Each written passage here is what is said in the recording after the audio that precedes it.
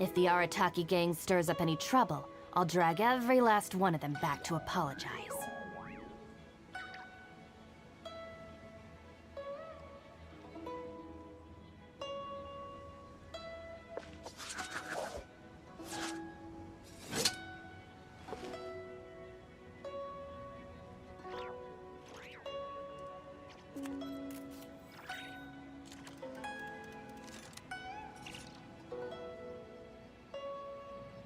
Just let me know if you ever find yourself in a pinch.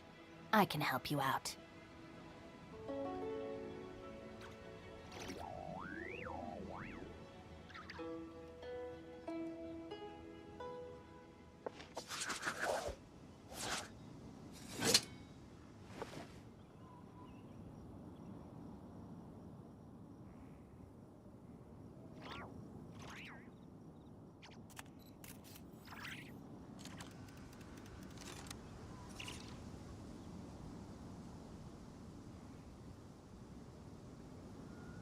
The criteria for certificate exams are straightforward enough. What it really comes down to is whether you are willing to put in the time. If you study and practice, then it's really not all that difficult.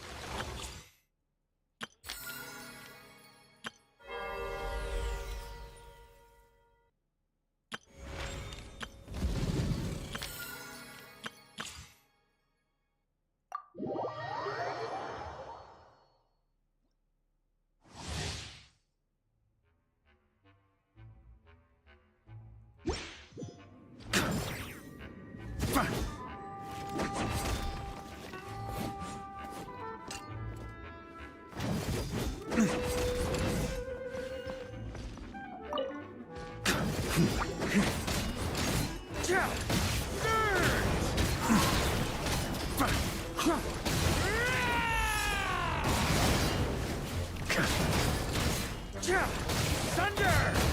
Up the ante!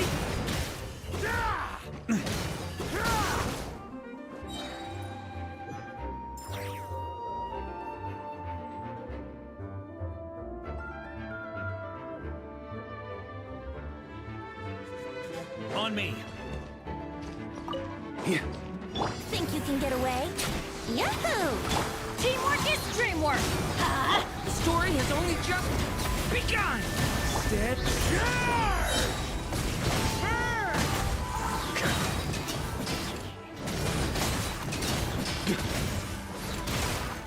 On me! Time for takeoff. Let's play!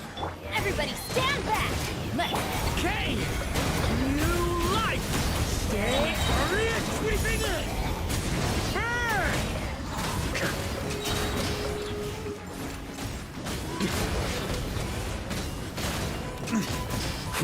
Up the ante!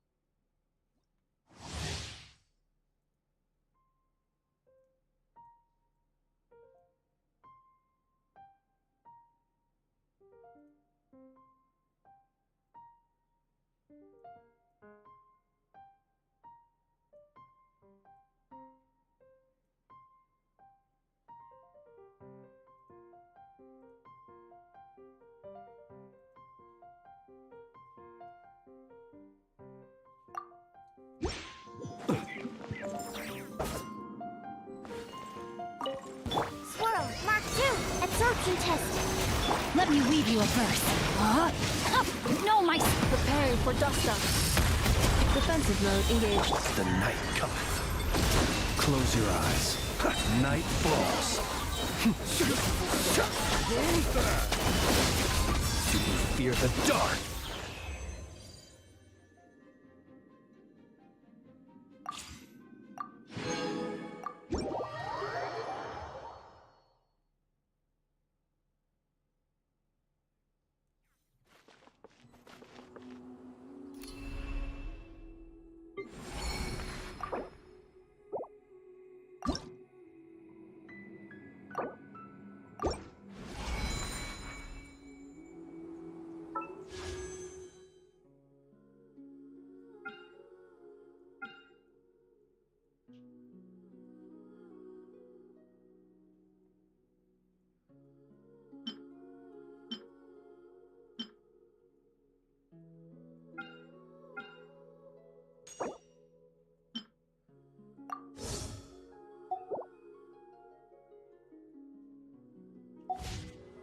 Just let me know if you ever find yourself in a pinch. I can help you out.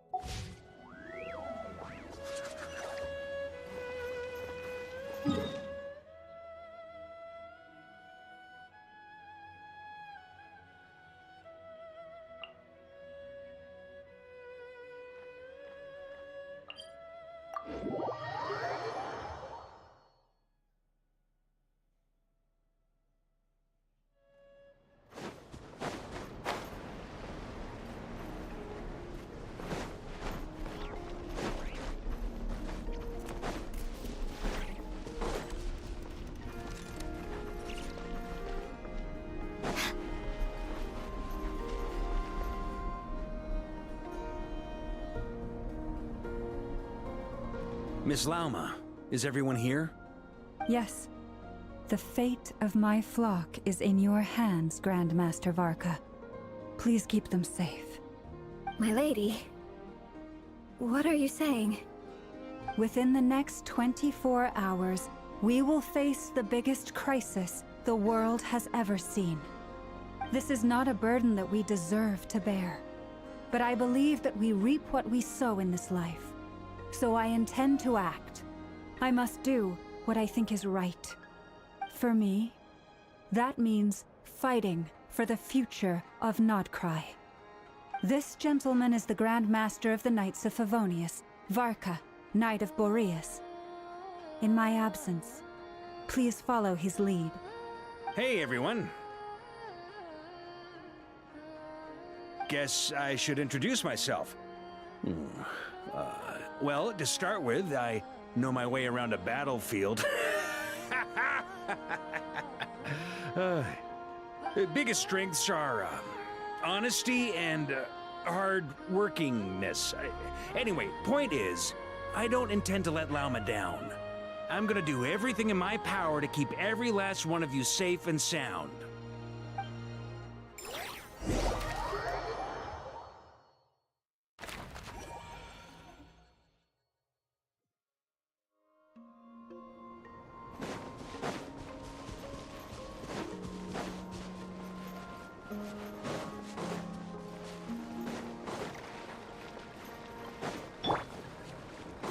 Lush as the moon. Our bond is strong.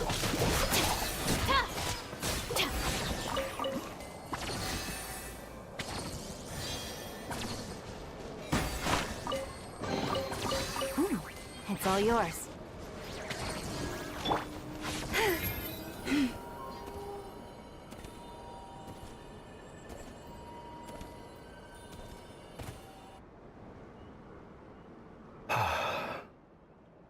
Something on your mind? Miss Columbina, was it? I believe that's how the others addressed you. That's right. Names are funny things. Have you always been called Dainsleif? Yes. I take it your own name has a more complicated history. I have a different relationship with names than other people. To be honest, I'm not even sure that Columbina is my name. At least, not in the same way that Dainsleif is yours. But it's what everyone calls me, and I go along with it. A lot of my life has been that way. I get so used to things that I forget to question why they are so. I never used to think much about where names come from, or what they mean to people. Maybe something's wrong with me. You're different from other people. I sensed it the first time we met. You're more perceptive than most. I'm sure your long life and rich range of experience explains that. Do you ever find yourself missing Conria, Mr. Dainsleif? Difficult to answer.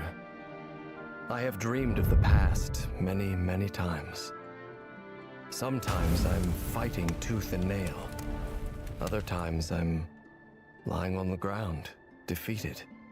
I don't recall any happy moments from that time. It has been too long. Is that because hatred survives longer than love and affection?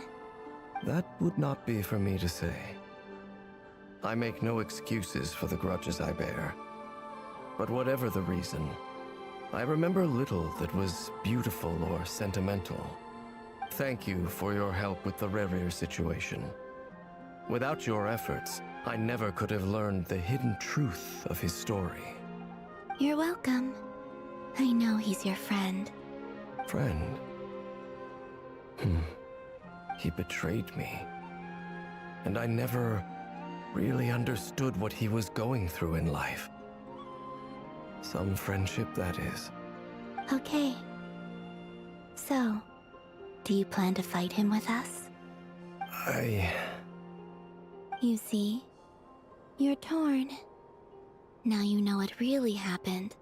You see the things he's done in a new light. I need some time. Of course. I completely understand. Anyone else in your position would feel conflicted too. Actually, I went through something similar myself recently. Something happened that changed my perspective on a situation. A situation I took for granted at the time, but now I feel very grateful for it. You mean the Harbingers who still support you, even though you've left the Fatui? Yes. I always thought they were only helping me because Harbingers are forced to work together. But then I abandoned them.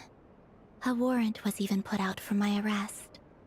Yet even now, they support me.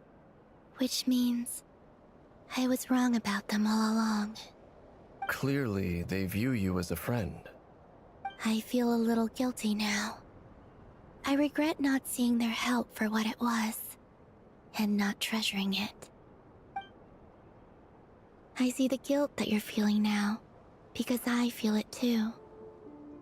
Hopefully, talking about it will do us both some good. Have you noticed that the Traveler and Paimon are over there?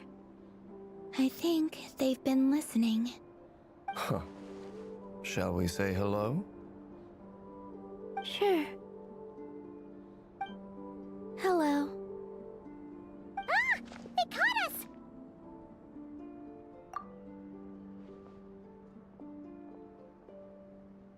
I apologize for making you worry. No doubt you wish to know where I stand on the plan to take down the Recher of Solnari. I'm afraid I need a little time, but I will seriously consider joining you. You will? Oh, thank you so much! Everyone will be so grateful to hear that! They needn't be. This was something that I was going to have to face up to eventually. That doesn't matter to them. They're grateful to you regardless. You can't control their gratitude, so just accept it. And then, have a think about whether you're willing to join us.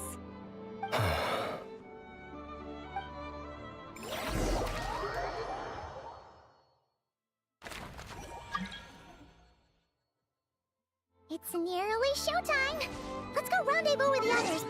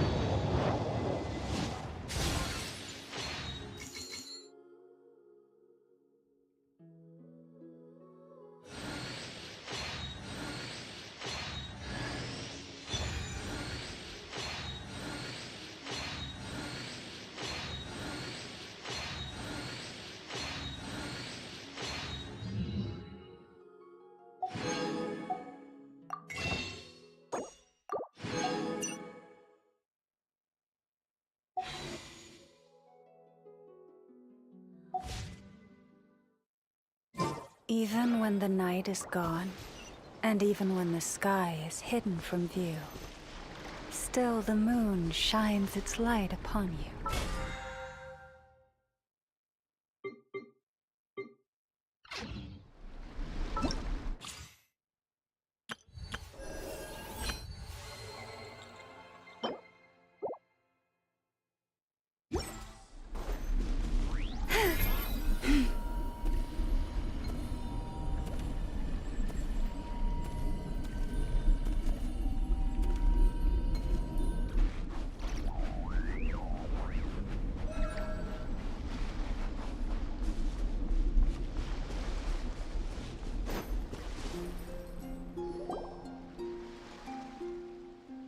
Ah, you're earlier than I expected.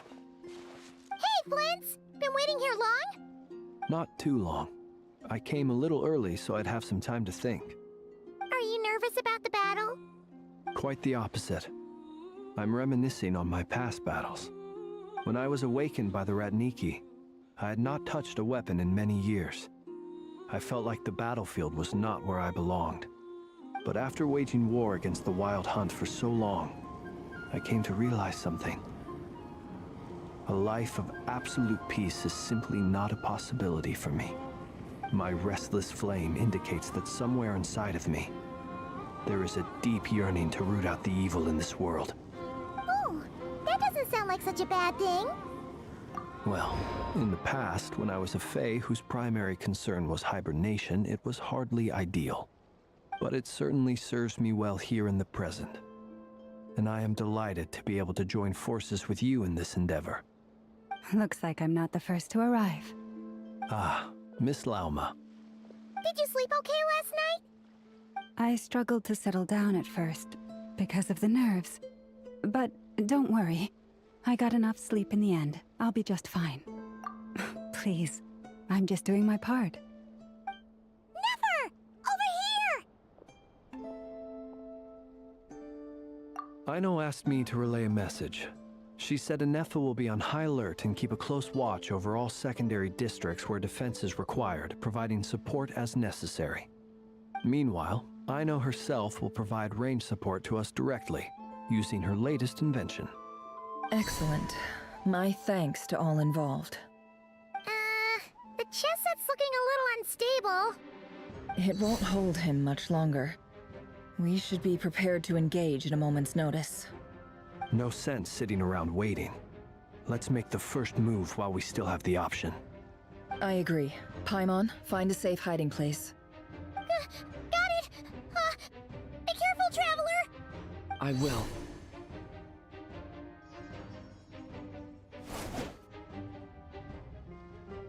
Everyone, take your positions as soon as the battle starts. Every ounce of strength we have in our bones, let us bring to this fight. Ready? Let's go. I've seen all your futile ploys before. You have become the authors of your own demise. I wouldn't be so sure about that. You are merely a moment of sport before I tear down the moon.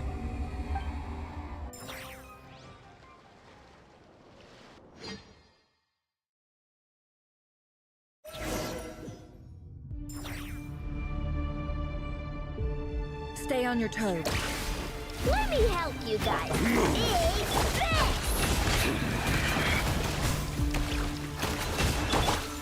Moonlight betrays you. It all ends. Pathetic! Observe. Hunt them down! Fear the dark. Observe. Stay your hand. With one heart, we... Be silent. Observe. The deception ends here. Can I be true? Down! No more lies. First, Be silent. Observe.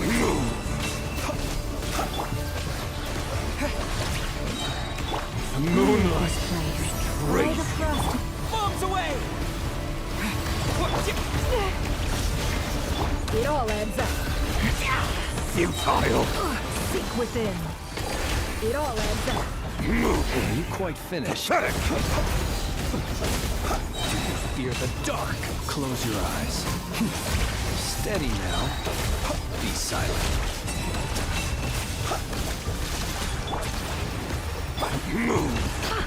Can't hide the truth. The moon hunt them down! For the everlasting. Close your eyes. Observe. Fear the dark. Close your Moonlight betrays you. Genshin to song. No more lies. The deception ends here. It began with the moon, and so shall it end. The moon will protect you. The moonlight betrays you. You poor last one. Close your eyes. Be silent.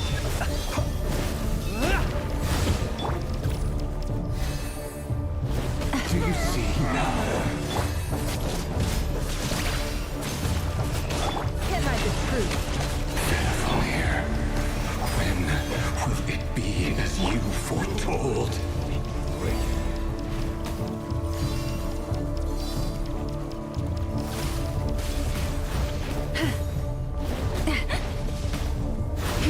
Leave this place.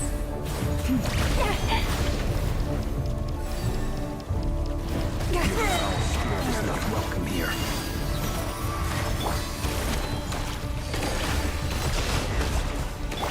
Wipe out! Beware the creatures of the night. Close your eyes. Observe. Be silent. Fear the dark. Close your eyes. Moonlight. No more lies.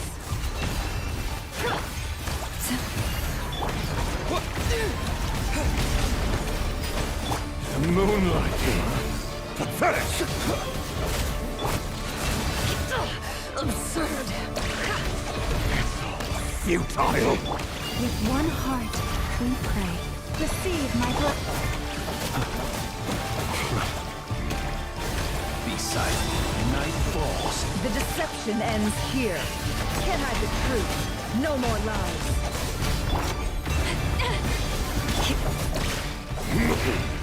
Pathetic. Observe. Be silent. Futile. Close your eyes. To dust. Moonlight. Can't hide the truth. Race. By the frost moon of old. Branch into song. Observe. Be silent. Observe. Night falls. within. Pathetic! No more. No more lies. With one heart, we pray. Moonlight betrayed you to dust. Your little game of heroics is over. Moonlight wants to go first. Moonlight betrayed you. Now, get out of my sight! No! We've been separated! For the take! You okay? Never! Where are the others? Stuck outside the barrier. I guess he really doesn't like us. I told you before, knowing too much is always a death sentence. Be careful what you wish for.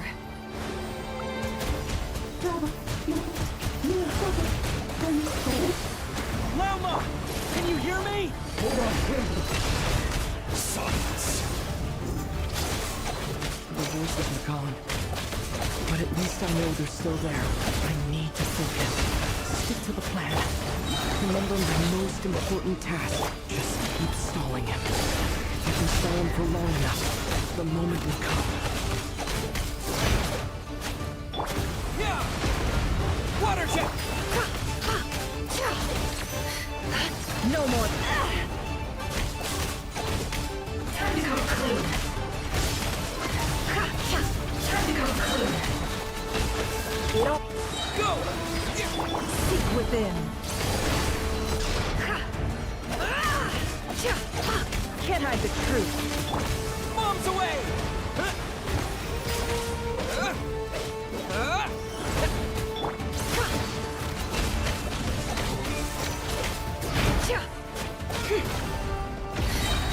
The deception ends here. It all adds up. Let's see what they're made of.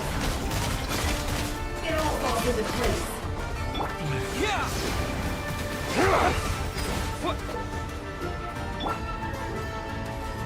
Destroyed and reborn. Let's see what they're made of. Can't hide the truth.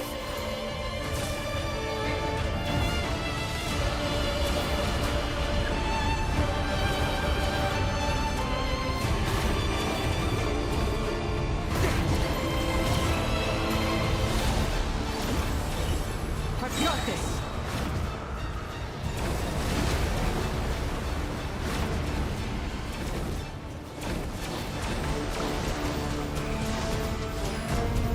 Water jet! The shield's broken. I can't keep this up. Don't push your luck. How much power for the take? It all adds up.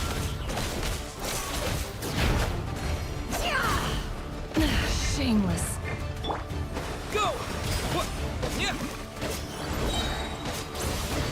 Bombs away! The mystery unravels. Can't hide the truth.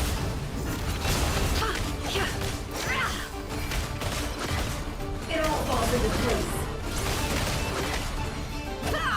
It all adds up.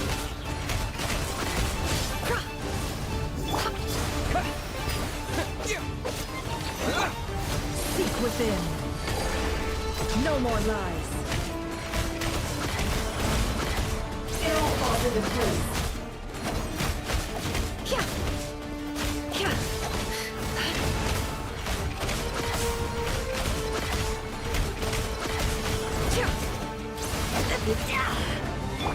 Go!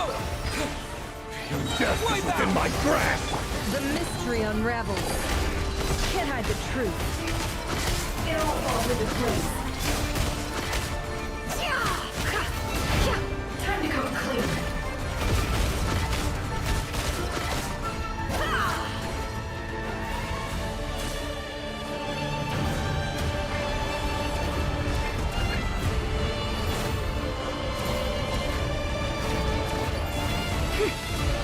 Curses. There's no other way.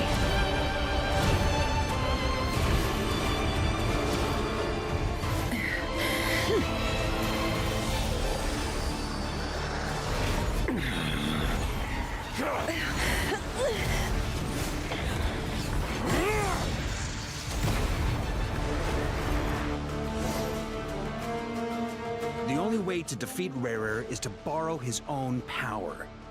That means Columbina will have to disappear while you two bear the brunt of his attacks. You have to hold on. Find a way to keep him focused on killing the two of you.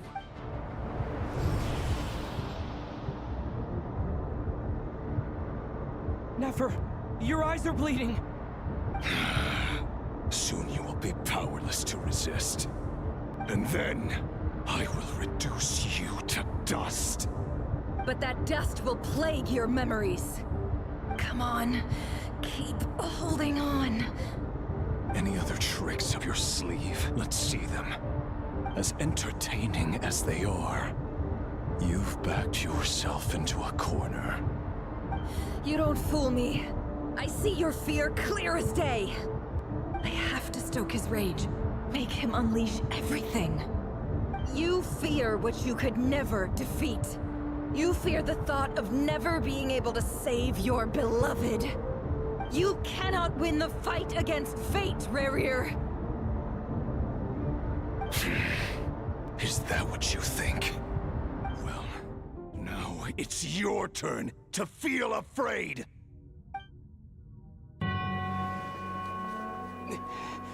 You fear the sound of your own name? Is it us you hate? Or is it what you've become?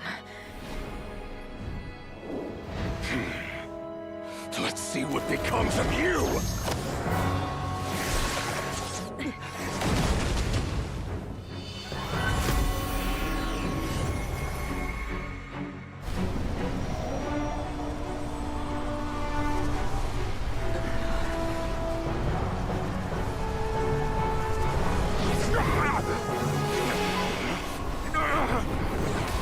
What's happening?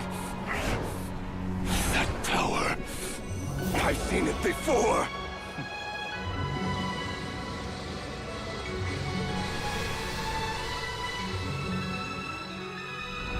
His power is on another level.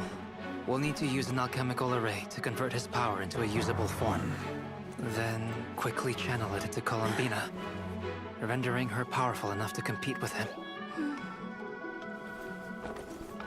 I'll join you. I can help.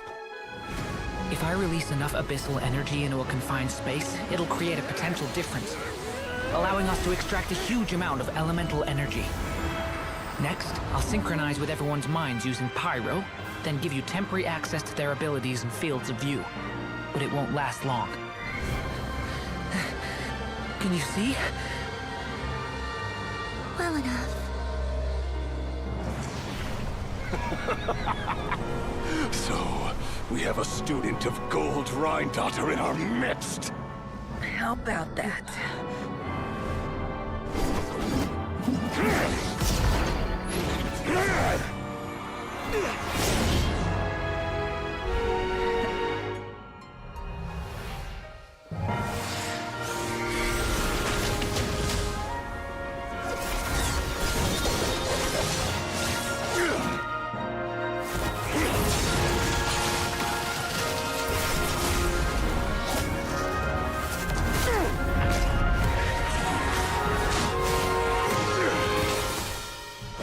You use my own power against me?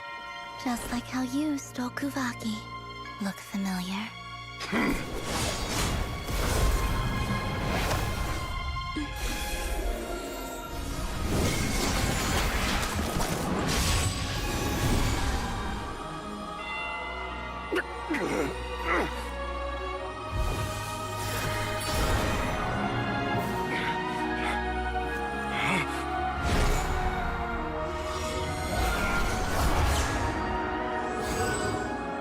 Don't you realize?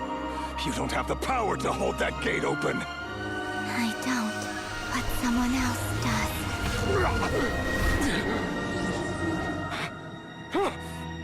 Goodbye, Rarir.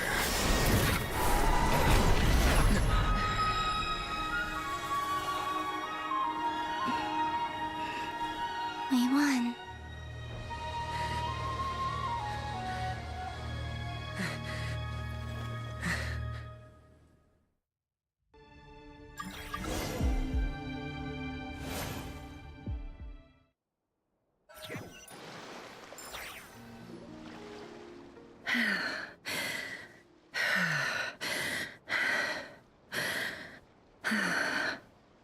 Nefer, how are your eyes? They're fine. Apart from the blindness, of course. It's not too late. Let me handle it.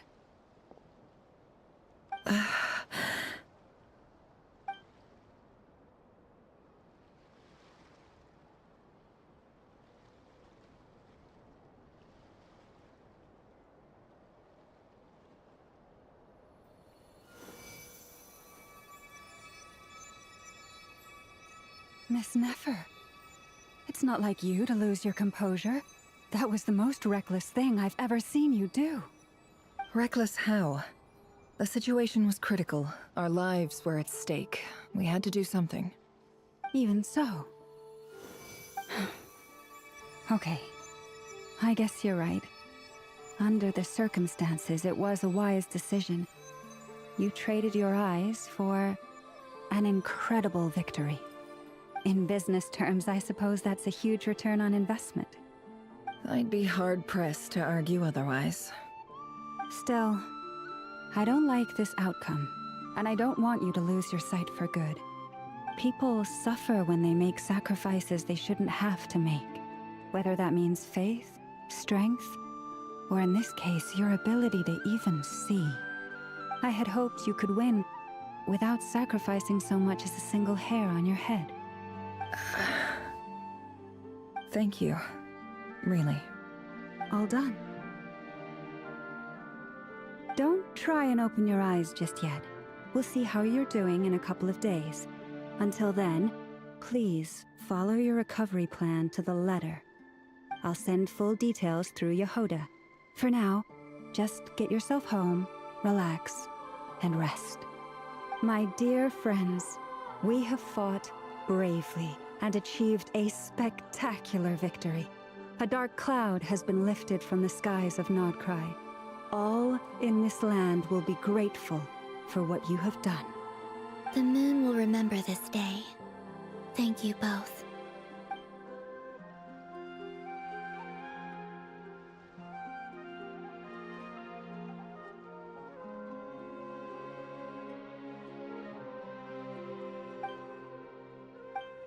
There's something I want to let you know.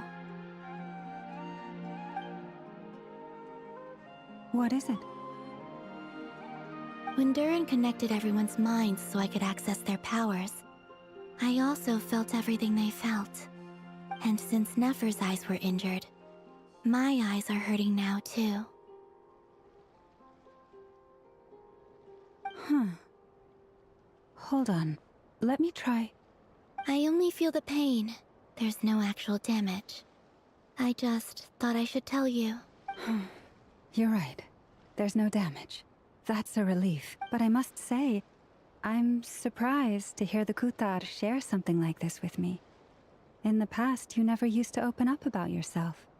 Things are a little different now from how they were.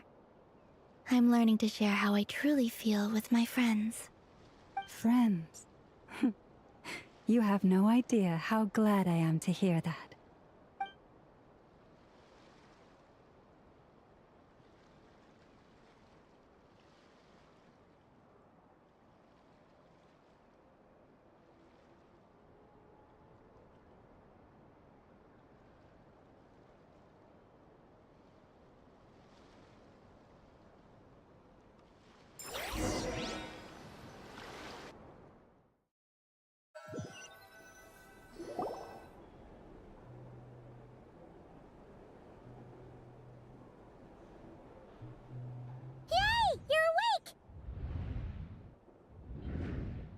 How are you feeling? Any aches and pains? Did you sleep well? I'm doing all right, Paimon. No need to worry about me. Phew! Well, that's good. Paimon's been sitting on the edge of the bed worrying about you for ages. You slept a whole day and night. Poor Paimon had to eat all by her lonesome. Glad to hear you didn't starve. How was the food? Well, it wasn't the same without you there to share it. Honestly, Paimon just can't relax when you're not your usual self. She couldn't enjoy the food and settle down to sleep. Well, I'm back to normal now. Oh yeah, and Albedo swung by earlier. He said to tell you to head to the tavern when you woke up. VARKA and the others are organizing a victory feast and they want to celebrate with you. He also dropped off some medical supplies, but you seem fit as a fiddle, so guess you won't be needing those. If you're feeling up to it, let's head over now. Wouldn't want to keep them waiting.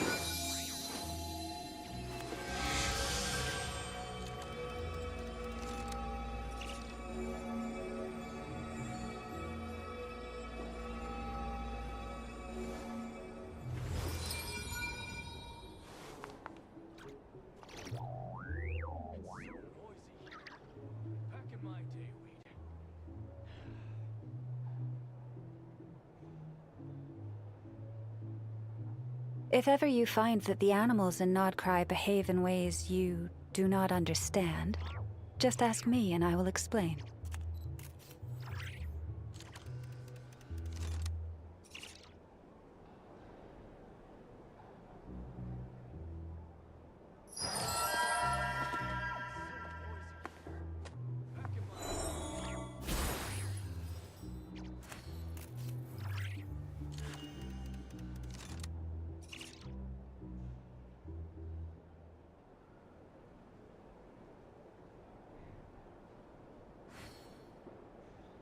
Have you decided where you will go from here? If not, why not find a patch of soft grass and rest a while?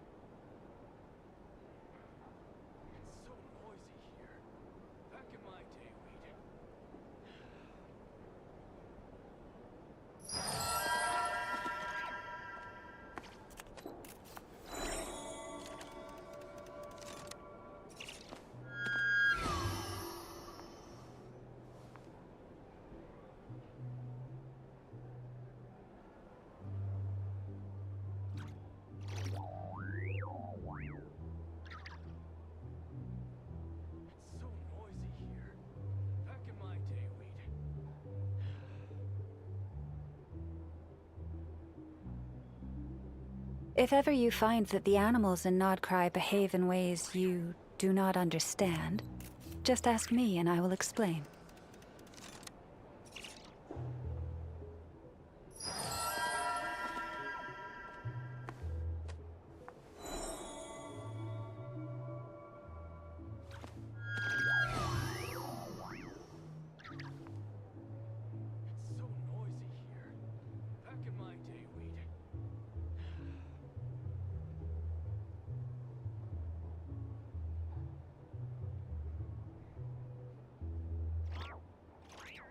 Even when the night is gone, and even when the sky is hidden from view, Still the moon shines its light upon you. It's so noisy here. Back in my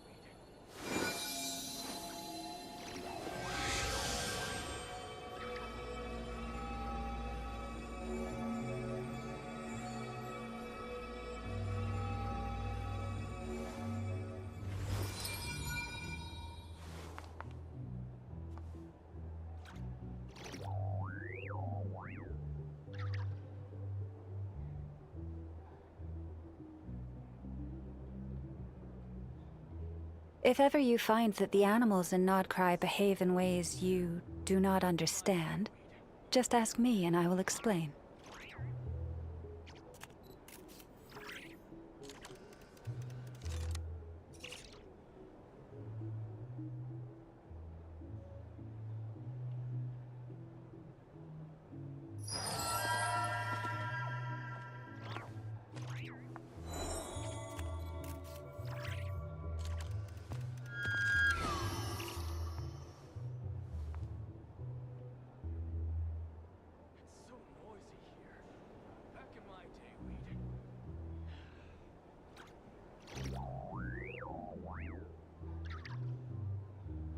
Even when the night is gone, and even when the sky is hidden from view, still the moon shines its light upon you.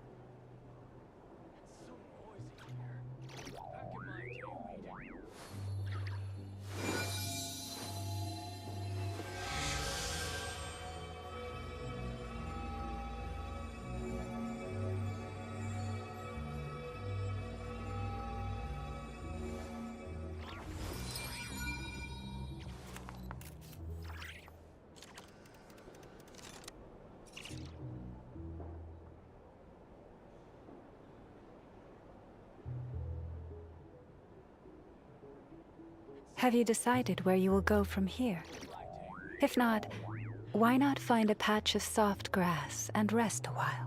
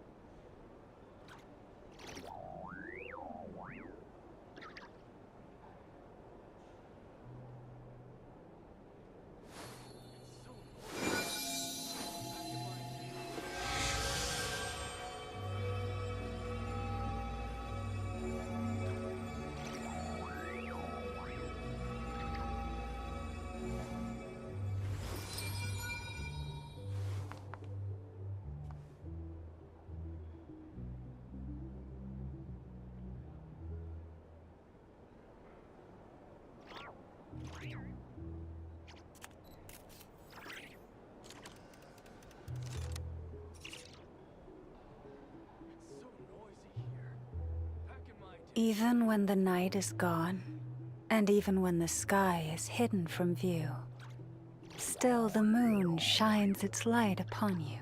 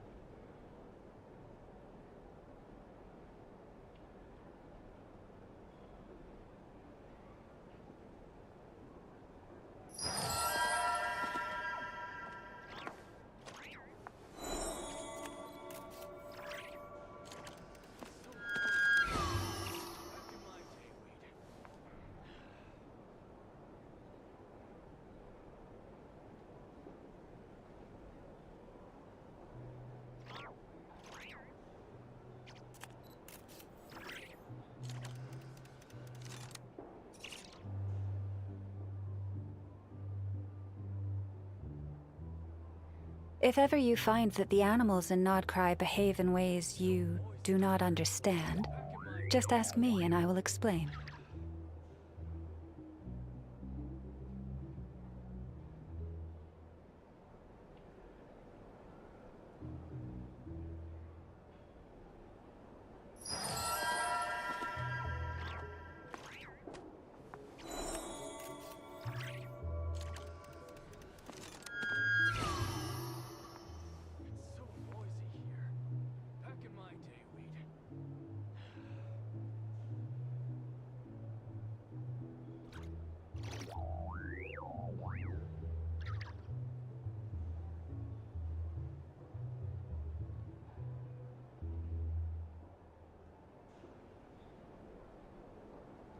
Even when the night is gone, and even when the sky is hidden from view, still the moon shines its light upon you.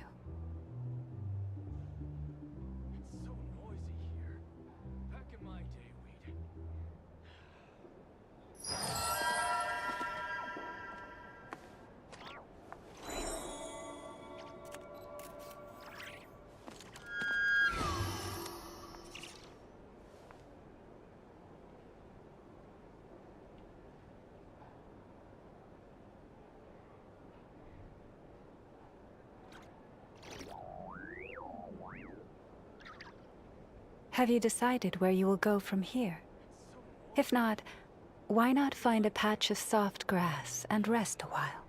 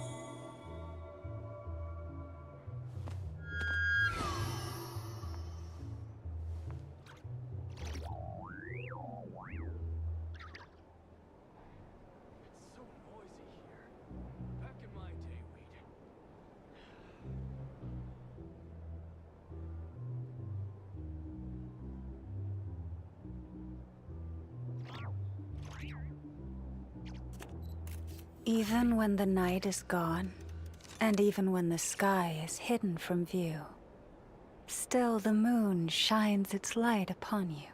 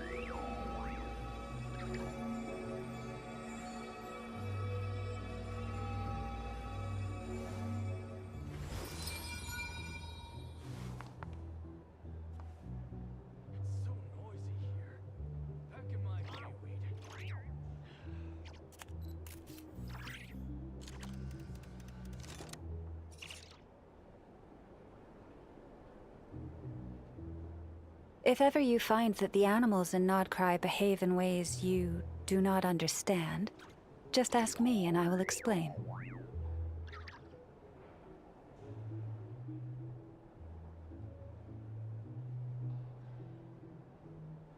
It's so noisy here. Back in my day, we'd... It's so noisy here.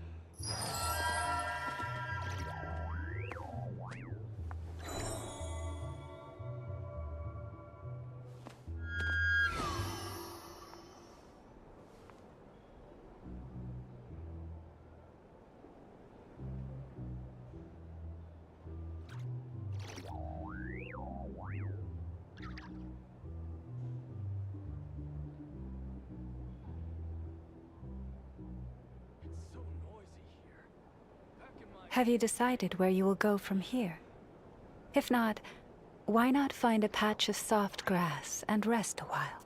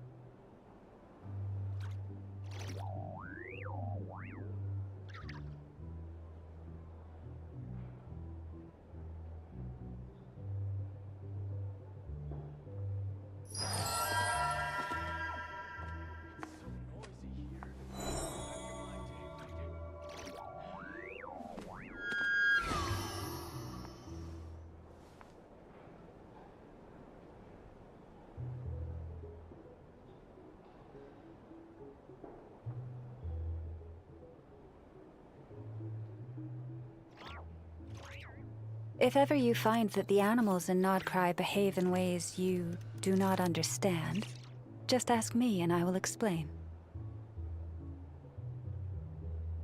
It's so noisy here. Back in my day... It's so noisy here.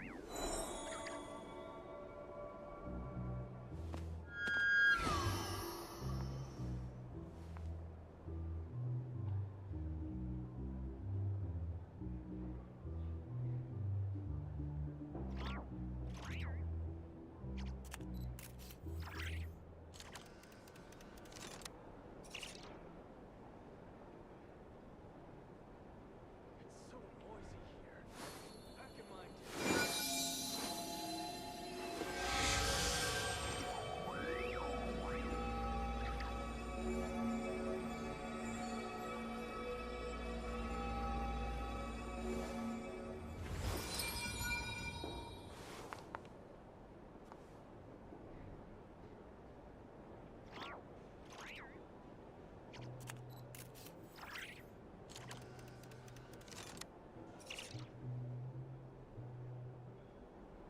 It's so noisy here.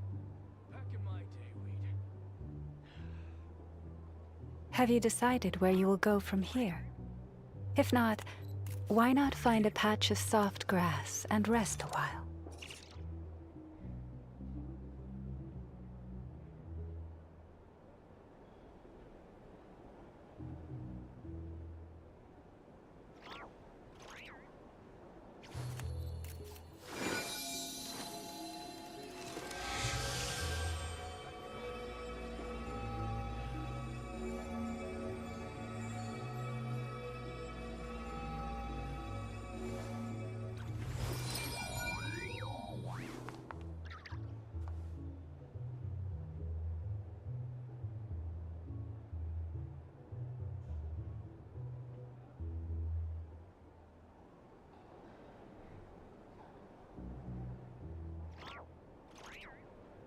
Even when the night is gone, and even when the sky is hidden from view, still the moon shines its light upon you.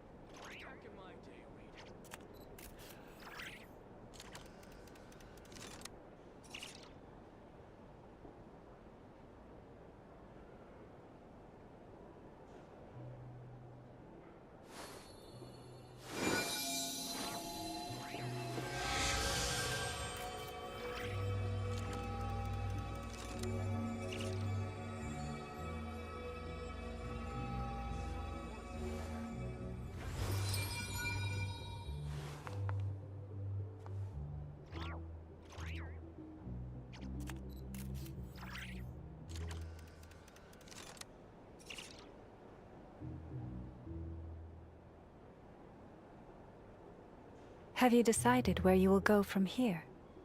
If not, why not find a patch of soft grass and rest a while? So noisy here. Back in my day, we'd... So noisy here.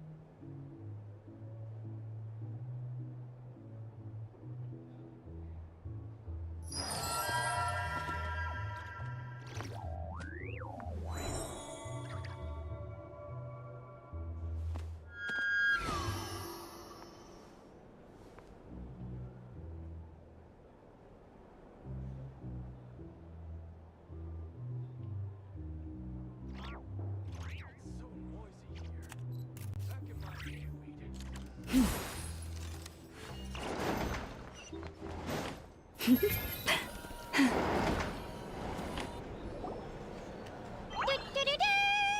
We're here!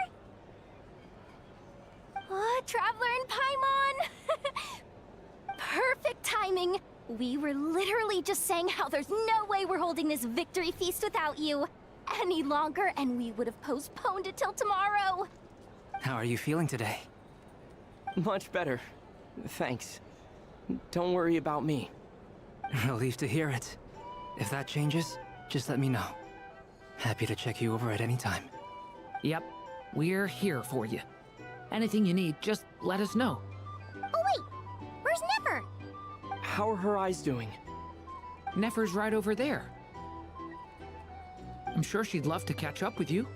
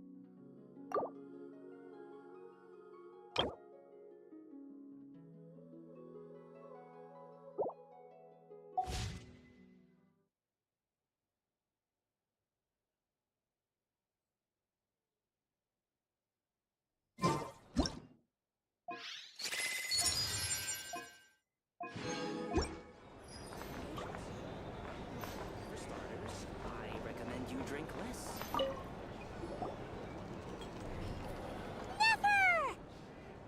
Traveler, Paimon, are you recovering well? Turns out that moon chanter has some real talent after all. My eyes were mostly recovered after just a couple days rest. I can actually open them again now. Yeah, but you gotta be careful. Lauma says not to strain your eyes while they're still healing. Yes, thank you. I'm well aware. Yehoda, could I borrow you for a moment? I could do with an extra pair of hands. Oh, sure. Coming. Did you hear that? I gotta go help Lauma for a second. You guys chat among yourselves. I'll grab us some drinks on the way back. Paimon, you still like 'em sweet? You bet! Make it extra sweet, because Paimon's earned it! Sure thing!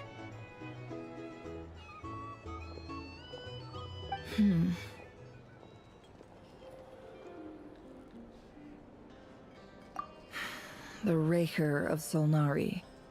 Kind of a snake, don't you think? No, definitely a snake. A poisonous one who spewed his venomous hatred everywhere. Anyone who seeks revenge out of hatred for other people has become a snake. That's something my dad used to say. Perhaps. I'm sure it sounds like a very wise and open-hearted perspective to your ears. But me? I think hatred is a perfectly justifiable emotion. What else is left when everything you depended on in life gets stripped away? Something's gotta fuel that drive to keep on living.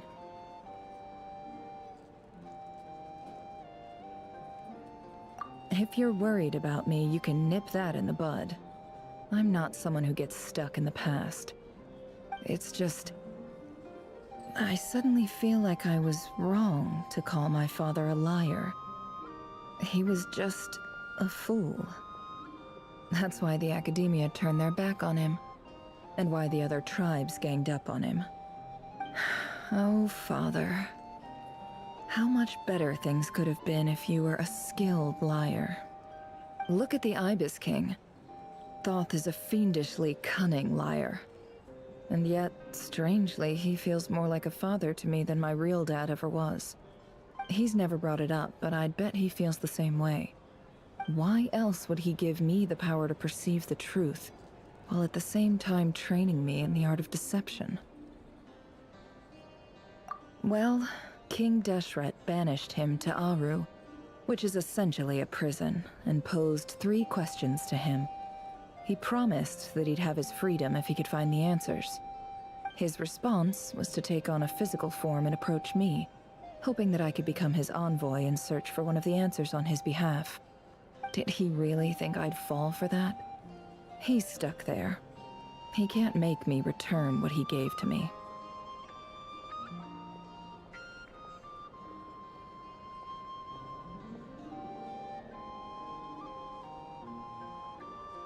So that's enough for you to decide he's nice, is it? He's a prisoner, and he was scared. So he decided to perform some good deeds to win people's approval. He lives in fear because he's a deceiver. How is Rerir any different? You can't work as a spy your whole life and expect a happy ending. It's preposterous. Yet I can't say I don't understand it. Liars live in the darkness of their own making, but it's still human nature to want to go on living. They say that a liar's soul is the most worthless thing in the world. What do you think?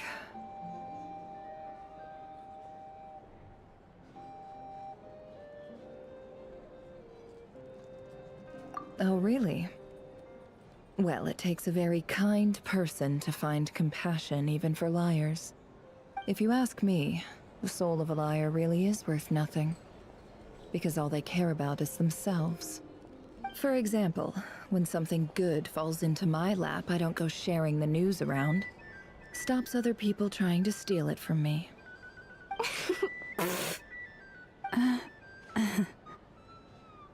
So be it. They have sharp ears. I can't keep anything from them. Oh, is that what it looks like? Well, you all know my past now, and I can't simply eliminate everyone who knows too much. So I guess I just have to put up with you. For the foreseeable future, at least. When you find yourself in a situation you can't control, the safest play is to keep calm and start monitoring everyone involved like a hawk.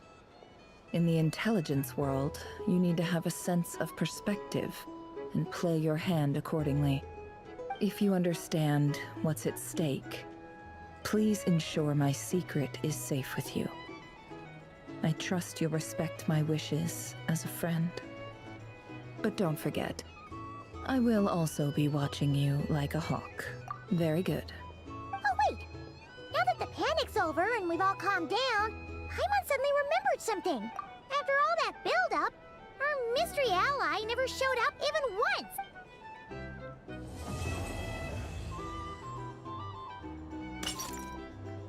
Huh?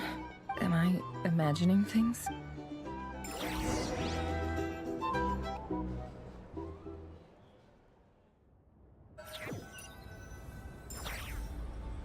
So, that close colleague who stayed behind with you? What's he been up to recently? Don't know, don't care. I get more normal human interaction from hanging out with Bosco too than him. Although, now you mention it, he hasn't bothered me in a while. I wonder if... If he's disappeared without a trace, it's the biggest gift he ever gave to the world. But I somehow doubt that's what's going on. He won't lie low forever. So we'd better stay on guard.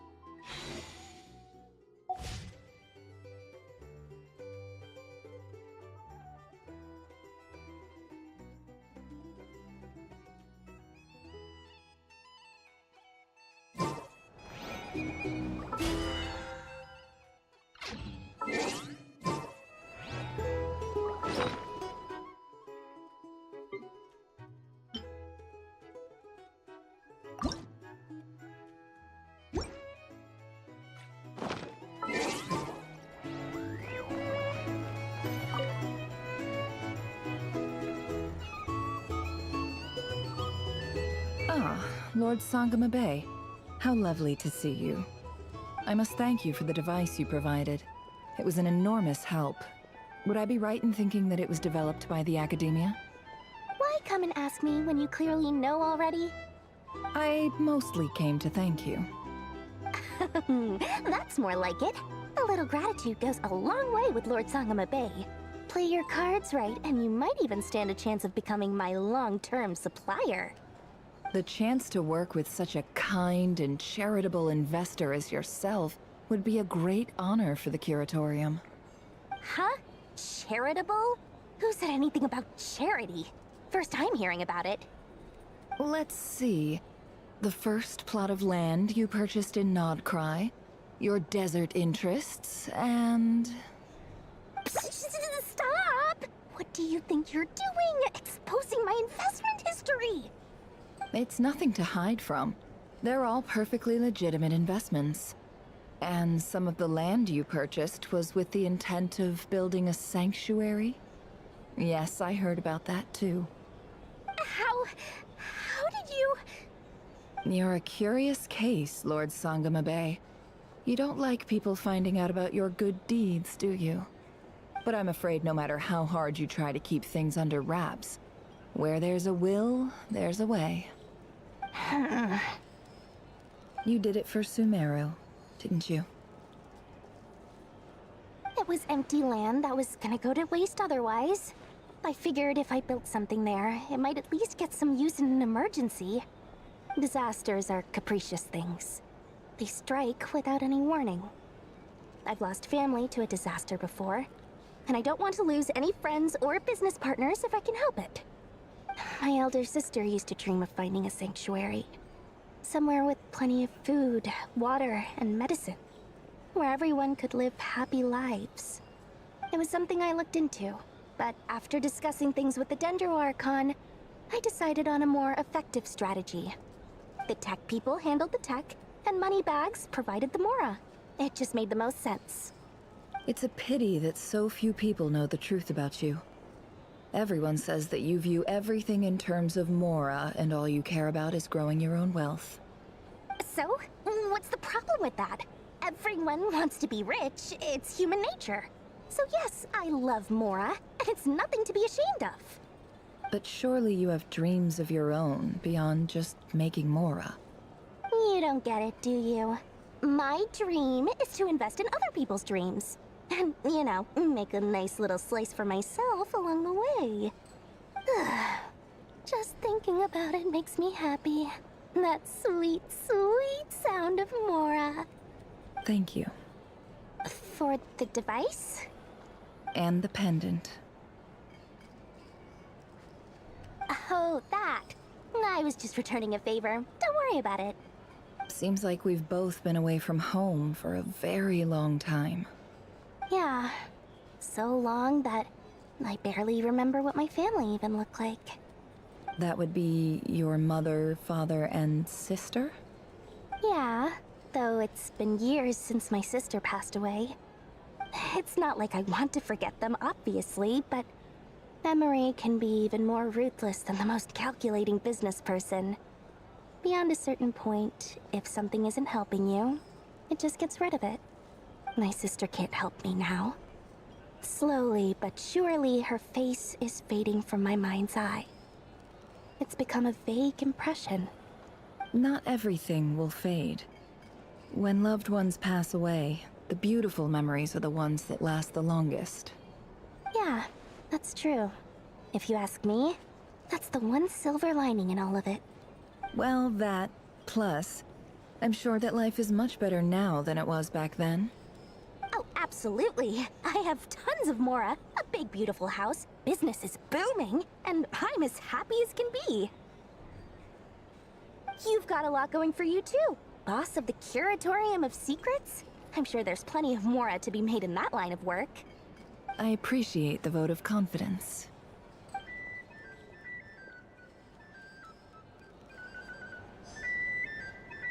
Here's the thing. Hey there! Looking for a drink or two? Perhaps say you're pretty nice. You drink less? Or some information? Either way, I'd be happy to oblige.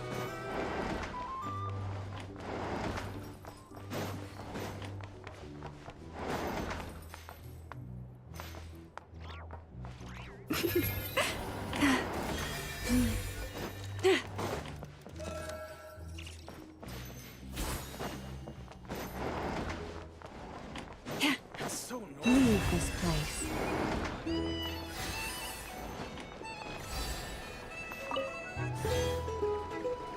How have you been holding up? Any adverse reactions? If you start to take a turn for the worse, make sure you tell me right away. You don't need to worry about me, Grandmaster. I'm fine. I mean, I barely did anything, so... What? You're too humble, young man. You played an indispensable role in the battle for Notcry. We can't thank you enough for your support. Sometimes, when people praise you, it's because you deserve it. The best thing is to accept it calmly and with grace. It's important to learn how to respond to words of admiration. Let's do a quick demonstration. Albedo, that was an incredible feat of alchemy. The pressure was on, but you worked flawlessly at lightning speed to get the job done. Thank you. I can't take all the credit, though. Durin played a big part in forming the alchemical array. See? Did you catch that? A masterclass in how to take a compliment. Okay, yeah, I did work pretty hard to help prepare for the battle. No point denying that. Hey, you guys!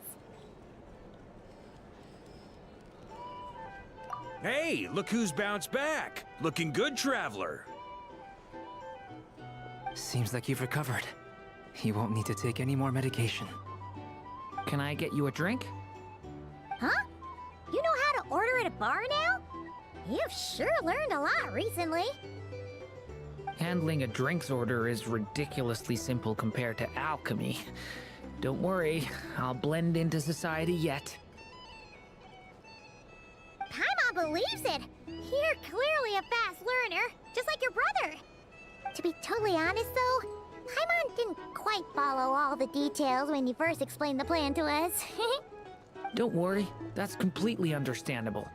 Unless you're a student of alchemy, it's hard to grasp the principle and how the process works. To put it in the simplest terms, we saw how our enemy stole the power of Kuvaki. And that gave us the idea of stealing his power to turn it against him. When facing an enemy you have no hope of defeating, it's best not to engage them in battle. So, instead of looking for a way to overpower him, we decided to help Columbina get strong enough to at least stand up to him in a fight. For this to work, we had to analyze his modes of attack, confirm who his main target was, and make sure that he wouldn't go beyond the range of the alchemical array. For added security, we prepared a total of 4 arrays. But to mitigate the impact of the battle, we identified one location in particular as the ideal spot, which is where the confrontation took place. The alchemical array absorbed his abyssal power. Then Durin processed it to render it usable by Columbina. That power enabled her to do what would otherwise have been nigh on impossible. What surprised me was that Dainsleif actually agreed to join us. Given his history with Rerir, he had every right to sit this one out. But we're extremely grateful for the decision he made. It must have been a painful choice to make. But I'm sure that making a decision was far better for him than staying in limbo. Absolutely. He was torn between 2 paths, but in the end, he made his choice and stuck to it resolutely. He doesn't strike me as the sort of person who'd stay trapped in limbo for long. Anyway, however you cut it, everyone gave a stellar performance. And now, it's time to kick back and celebrate.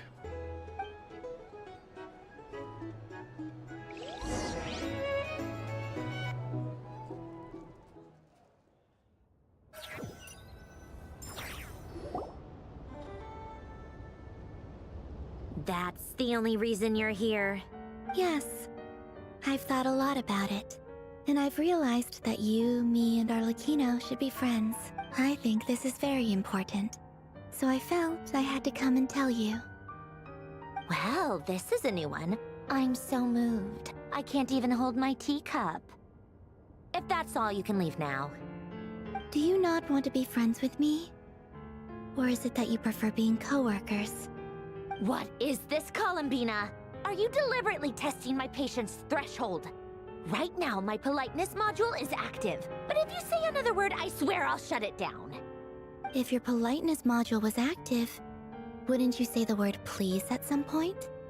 Polonia, please see Lady Columbina to the door. Will you still invite me to your next tea party? What? Yes, I think you will. Bye-bye, dear Sandrone.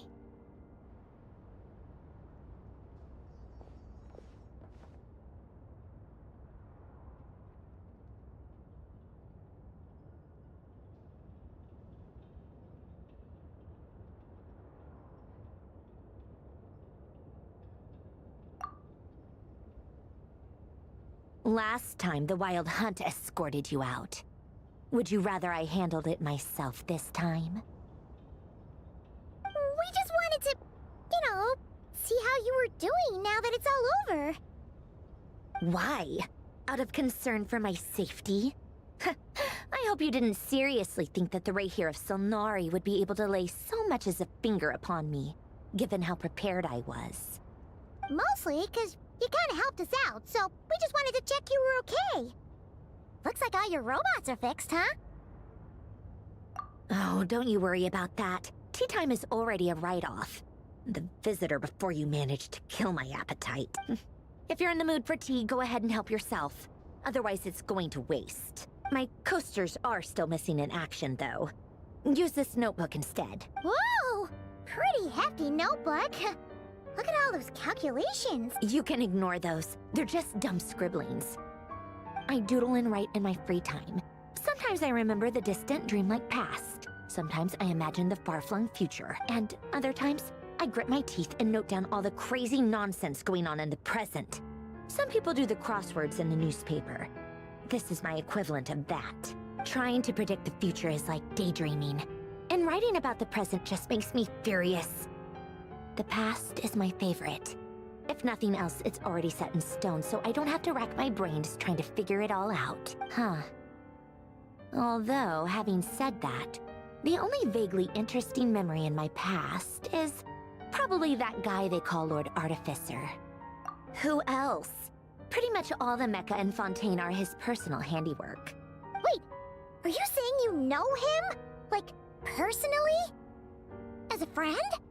I mean, I guess we were friendly enough. Yep. In fact, I'm probably the only normal person left who knew him at all. We used to chat occasionally back when he was still around. Before he passed away, he asked me to destroy all his manuscripts.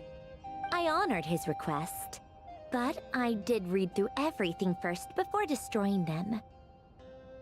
I mean, I couldn't let the genius of Lord Artificer Alain Guillotin disappear like that. Would have been such a waste. So, that's where the formulas in your notebook are from? I just told you. Those are my equivalent of crossword puzzles. They're just dumb formulas that I solve for fun when I'm bored. Alain's work was like epic poetry. The formulas in my notebook are just silly little riddles in comparison. Not that there's anything bad about them. I mean, at least, solving those riddles isn't going to hurt anyone. Except me, 'cause I lose a few brain cells in the process. Anyway, while we're on the topic, I might as well tell you about what happened to him and his friends. Alain Guillotin had two close buddies, Renee and Jacob. They spent their childhood years together in the Narzissenkreuz Institute. They were all quite competitive, so there was some rivalry between them, but it was a friendly rivalry. But beneath the friendship and the rivalry ran something deeper, a sense of nostalgia for the past. Unfortunately, childhood would end, the prophecy would come true, the apocalypse would arrive, and the future would never be. A mad dream that would normally only capture the minds of lunatics begin to take root in their hearts. A dream of saving the world. And if Renee and Alain had been people of lesser wits, that dream would probably have ended up as something for them to joke about in their older years. But alas, they were some of the sharpest minds around. They nurtured that dream with the full power of their intellect, and it grew into something that ate away at their souls. The first of them to fall under its spell was Renee. Against Alain's wishes, he persisted in experimenting on a mutual friend of theirs to try and save their life. Alain did not approve and parted ways with Renee. It's complicated. Alain wanted to believe that Renee only did what he did for the sake of their friendship. But when he told me about what happened, I could tell he still had some suspicions about Renee's motives. Perhaps the seed that would grow into a nightmare had already sprouted in Renee's mind. Even then, the next time they met, Renee's soul had been completely engulfed by the dream of salvation. His futile attempt to change the tide of fate only resulted in a wave that swallowed up the world, even before the apocalypse came. And although that wave died down eventually, I hear that it just recently came back with a vengeance. As I understand, Renee wanted to live out his dream of salvation once more. But I'm told that the attempted resurgence finally died out for good. At long last, Renee awoke from his deluded dream. Though of course by then it was far too late. What do you think of Renee? Do you admire his transcendent genius? His view that any price was worth paying to achieve the lofty goal of saving the world. Or do you despise him? Dismiss him as an evil madman who wrought havoc on the lives of everyone around him as he pursued his delusional dream. Same difference, really. Just a matter of perspective. Doesn't surprise me. You share one thing in common, after all. You both want to be the savior. The only difference is, your dream came true, and his... well, he wasn't the one who made it come true. I don't like fanatics who give up their whole lives for their ideology. Nor do I like fools who let their delusions take control. Maybe I could understand if Renee had just been an ordinary person. But he had a sage-like intellect, and still managed to get himself lost in a labyrinth of his own desires. Anyway, that's enough about Renee. Now, moving on to Alain Guillotin, the Lord Artificer. He managed to put a stop to the first storm whipped up by Renee. But after that, Alain lost his friends and family. To his credit, I suppose, the loss of his family and friends was purely a tragic accident. It's not like Alain sacrificed them for his cause or anything. After that, the only thing supporting his work was the same dream that had dragged his closest friend down to the abyss. But although the desire to save Fontaine drove him to found the Fontaine Research Institute, Alain continued to reject any form of transcendental knowledge or power. He was suspicious and fearful of it, having seen the way it had affected his closest friend.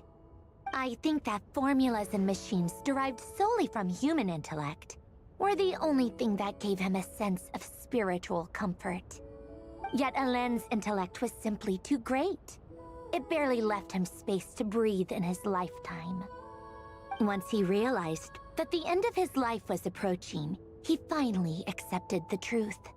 The Nazissenkreuz Institute needed someone, and a human being, to see its story through to the end. He quit working on his formulas, trading them in for the fairy tales that had played such a formative role in his childhood, but which he barely touched in his adult life. He told me that the director of the Nazissenkreuz Institute used to read those fairy tales to the children as bedtime stories. Apparently, they worked wonders at sending kids off to sleep. I think that all he wanted at that time in his life was to be able to sleep deeply without being plagued by depression. By that point, nothing else really mattered. At the very end, he laid down to rest in the ruins of the former Nazissenkreuz Institute orphanage, while the Fontaine Research Institute he had founded continued tirelessly with its work. Many years after that, tensions over competing dreams would once again cause a rift, this time between members of the Fontaine Research Institute. But the actions of those fools had nothing at all to do with Alain. And that is the story of two people from the Nazissenkreuz Institute who both wanted to save the world. One went all in on his fantasy of salvation without ever looking back, and ended up calmly sinking to the bottom of the deepest sea. The other sought desperately to burn bright in his life, even though he wasn't sure where he was going. I do sometimes wonder, why is it that people like them have such grand hopes of saving the world? Even the grandest tree starts as a tiny seed. So perhaps, for each of them, their mission to save the world began with a very simple desire: to save themselves. They were young children with friends and family who mattered to them, desires to explore the meaning of life, ambitions to have a successful career. They didn't want to see all of that taken away in one fell swoop. Or maybe they just wanted to find something to anchor themselves within the chaos, to stop them getting quietly swept away by the storms of life. But instead, the search for their own salvation took them down the rocky road laid out by fate. Do you think the desire to save oneself is enough of a justification to try and save the world?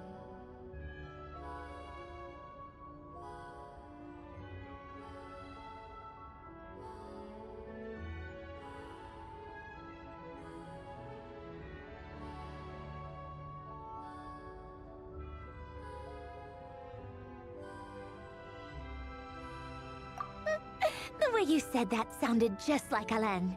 I asked him the same question back when he was in his prime, putting all of his energy into his work. He gave the exact same answer as you did. No elaboration, just a quick short answer before getting right back to his work. He was always that way. All right, tea time's over. I owe Arlecchino a favor for telling me these stories. I'll have to bring a whole sack of gifts the next time I visit the House of the Hearth. I'm gonna go tinker with Polonia now. You guys can do whatever you want, as long as it doesn't involve interrupting me. Polonia, exit hibernation mode. Begin diagnostics.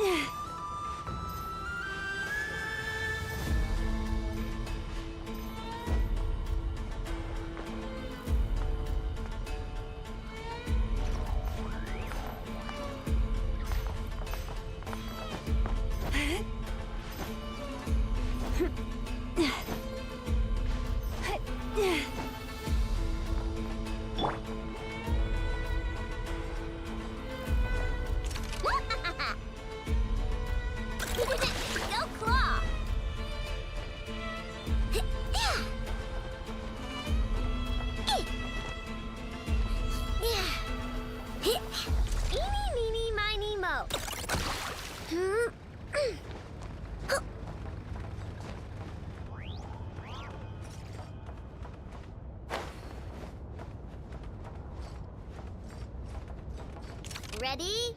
Go claw!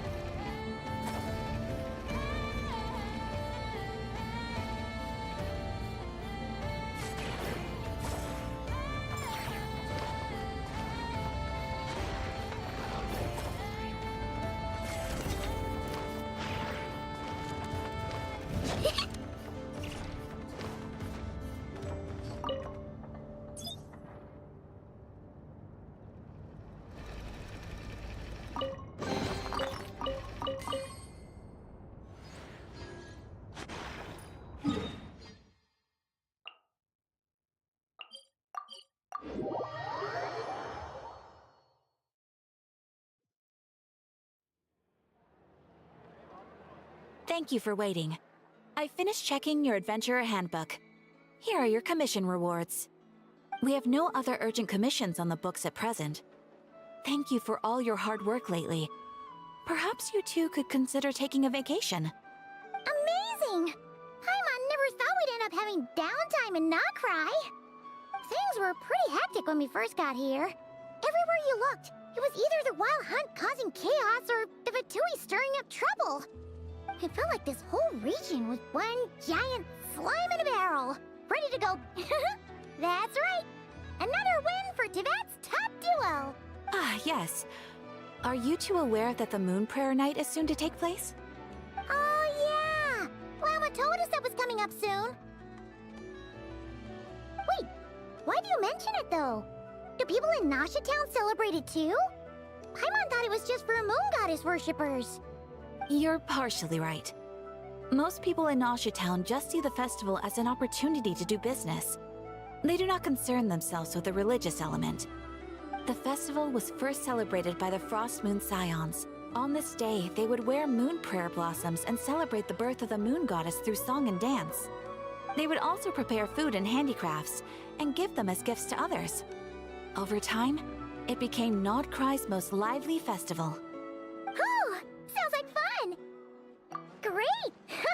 Well, in the meantime, since Catherine doesn't have any commissions for us, let's focus on some personal business instead. When we first got here, you mentioned that this was where your spaceship landed? We didn't get to follow up on it at the time, because we got wrapped up in that whole rare situation, but now we can finally start investigating it properly.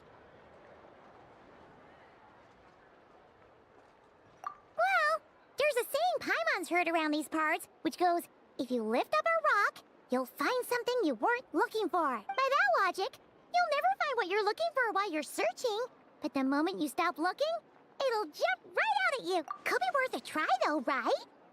Anyway, Paimon suggests we focus on other stuff we want to do for now, and just keep an ear out for spaceship-related intel as we go.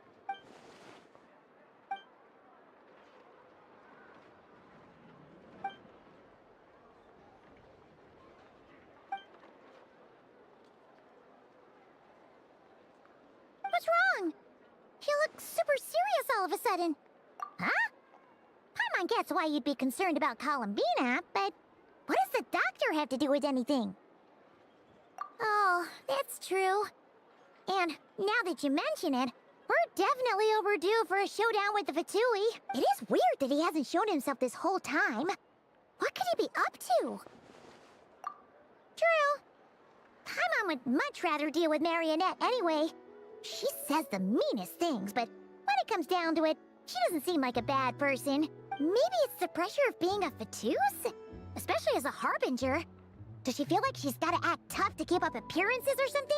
But then, every time we headed out with Rarier, she always wound up having to repair Polonia and her other robots. That's gotta sting. Losing face always hurts more for people who care a lot about their image. She's probably still furious about it. What? Relax! She's not even here! Huh? What's the matter? Oh, nothing. Sorry, we'll be on our way now. Where are we again? Oh yeah, Columbina? Right, yeah, let's go see Columbina.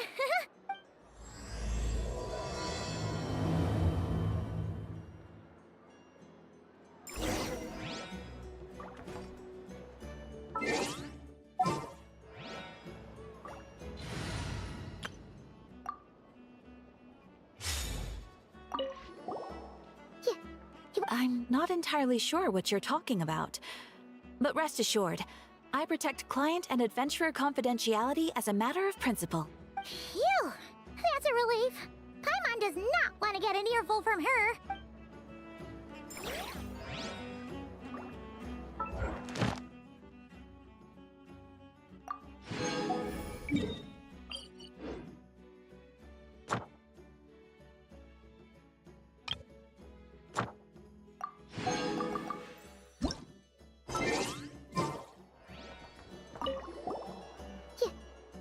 I'm not in... Phew!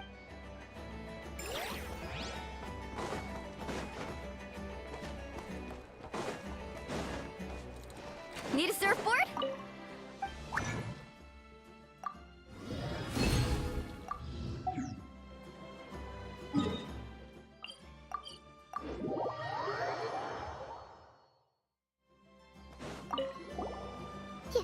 I'm not in. Phew!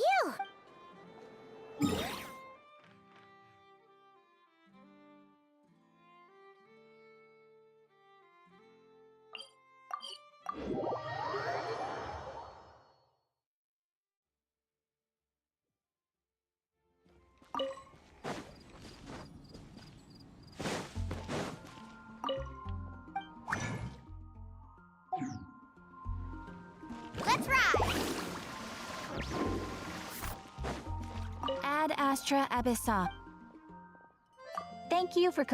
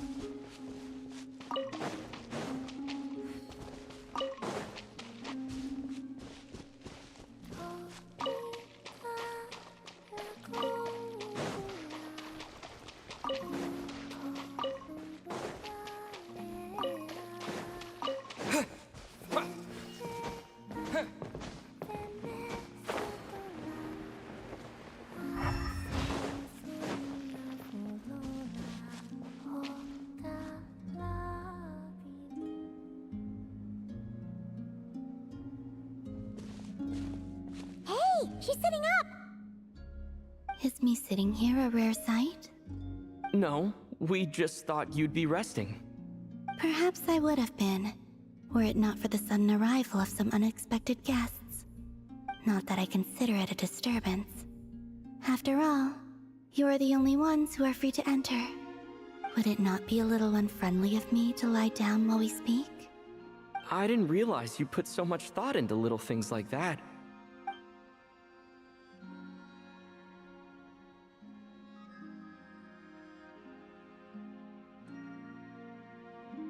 Only sometimes. There have been moments lately where I think about you and your companions. They are warm, mysterious, and cozy memories. Very few of my past memories are anything like that. They say that travelers return home bearing bags full of souvenirs. But my luggage was empty, and I believed it would stay that way. Return home? So, you're still planning on returning to the moon? Yes. This planet continues to reject me, reminding me that I do not belong here. If I remain into that, there will come a day that I disintegrate. And I don't mean reduced to dust, or turned into food for the flowers. I mean, I will cease to exist entirely. Alright then. Well, we're sure gonna miss you. But it sounds like we'll have to say goodbye. How do you intend to return? The moon prayer night is soon to arrive. On that day, the moon will be closest to Devat. The Kuvaki in this land will reach its peak at that time.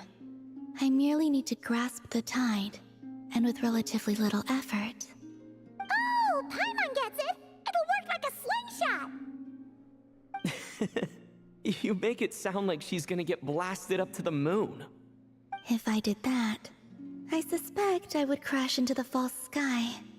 I will be using a much gentler approach. But I do like the analogy. It's fun. You see? She gets Paimon's sense of humor. In the blink of an eye, the time has come to part ways. It does feel that way, doesn't it? Time seems to fly fastest when you are enjoying it. I have always thought of myself as a wanderer on this earth, and it has never expressed any desire to keep me here. Yet, just as I plan to depart, it tugs at my arm. Is this a gesture of affection? Or is the world mocking me? Oh. Were you hoping I can answer that? Yes. You are a traveler, so you must have a lot of experience in this area. Then, what I would say is, enjoy the moment. That's right! Don't overthink it! Happiness is happiness and joy is joy! The point is to enjoy it, not analyze it! I see. Then what I would say is, even though I am very tired right now, I am still happy. I can't tell from the tone of your voice. Oh, really? You don't think I sound happy? I'm just kidding. I could tell you were in a good mood today from the moment we saw you. Ah, a joke. Albeit not a funny one. Anyway, I assume you're here about you-know-what. Give me your hand. Actually, it's not that. There's something else we wanted to discuss with you. Oh. Then, do you still want to give me your hand? Or not? Sure.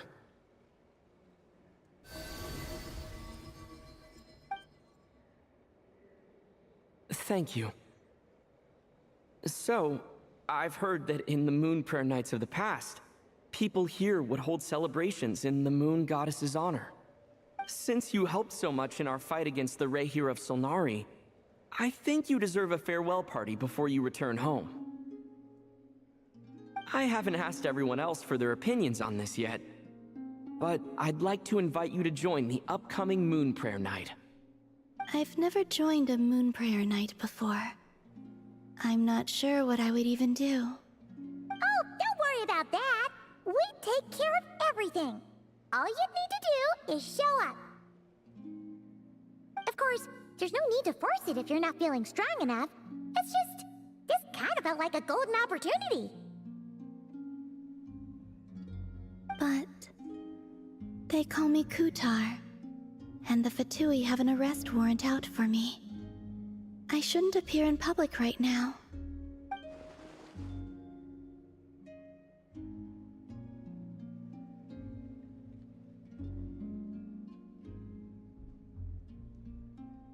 I'll make it work. You have my word. Yeah, we got your back. Well, he does. Paimon's actually not too sure what he's planning. All right, if you're sure. I will not refuse your invitation. I suppose it wouldn't hurt to pack a few more sights from this world into my suitcase before finally learning what my homeland looks like. Oh, if you see Lauma, please tell her that my answer to the question she asked me is neither yes nor no. Rather, it is, there is no need. That was kinda cryptic, but sure. Guess it's between the two of you. We'll pass along the message. Bye for now.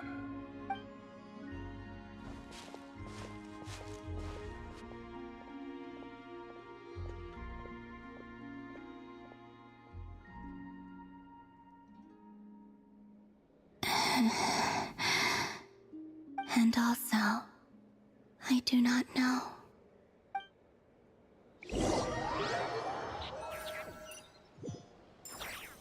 Since she's agreed to join the festival, let's go see who else wants to take part.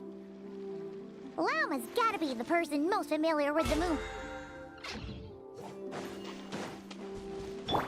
Also, what exactly is your plan?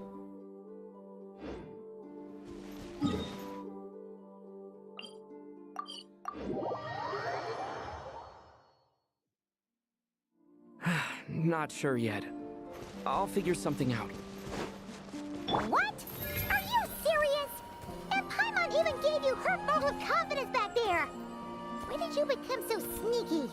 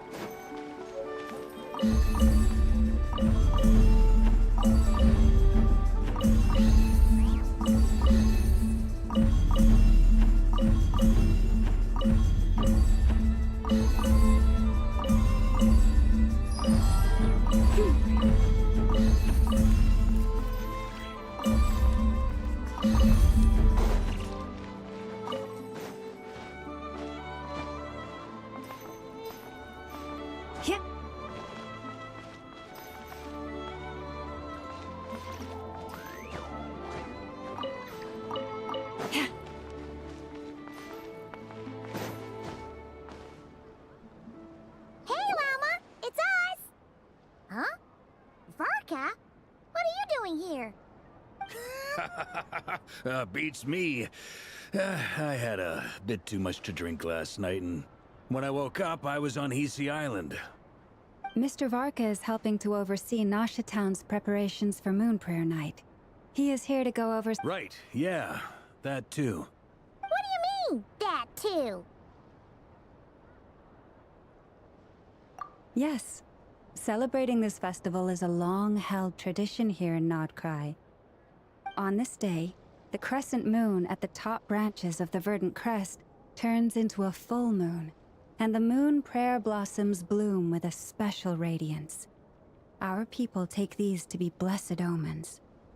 It's an especially welcome event coming off the back of all that nasty business with Rare. Everyone got put through the ringer recently, and now they're looking to turn their fortunes around. The big shots in town all agree that a big, lively celebration is just what we need to rebuild people's faith in this place. No wonder Catherine said the people weren't so bothered about the religious element. That's right. It's become more of a local custom by this point. The celebrations have little to do with whether the religious stories behind this event are true or not. Even the Frost Moon Scions are eagerly awaiting the coming of Moon Prayer Night, despite now knowing that their past beliefs were founded on a falsehood. That's fair. It's a bit like the Lantern Ride in Liyue. It's a chance for people to enjoy themselves, not debate the existence of the Adepti. Oh, one other thing! We just went to see Columbina. We went ahead and invited her to take part in the festival this time. Hope it's okay. Wait, so... you mean she agreed to it? Huh. That's quite a surprise. Then, I suppose that she intends to return to the moon on that day. Oh yeah! It's kind of a complicated process, but basically, it's like a slingshot.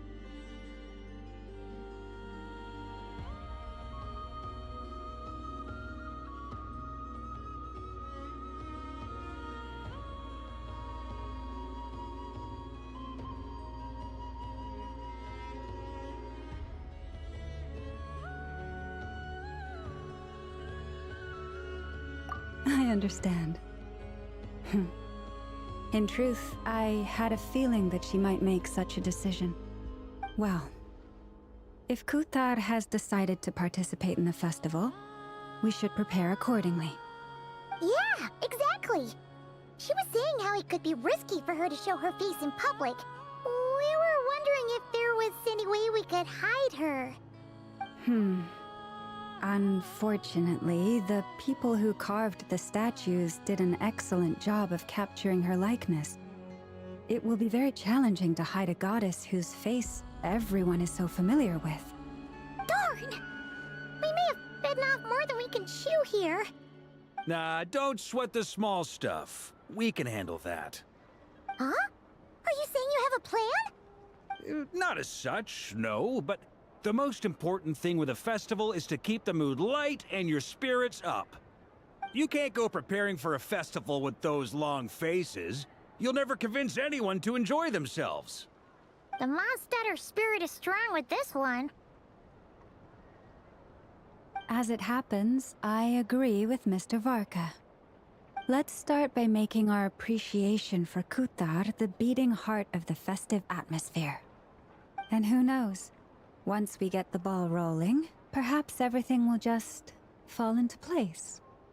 Hey! Did you catch that? Lama said the thing! Or close enough, at least.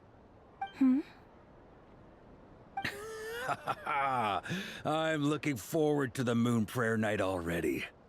We have a festival in Mondstadt called Windbloom, and you can always tell which couples are celebrating it for their first time by the smiles on their faces.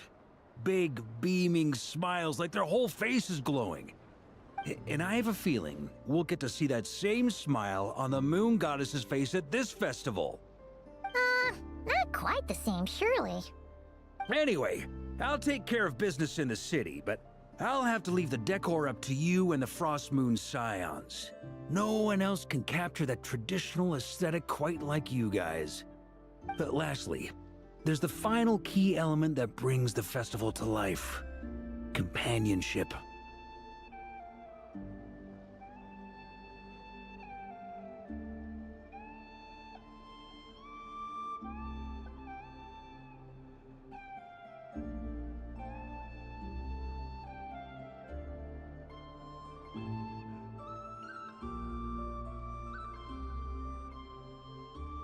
Before you leave, let me show you something that we've been preparing.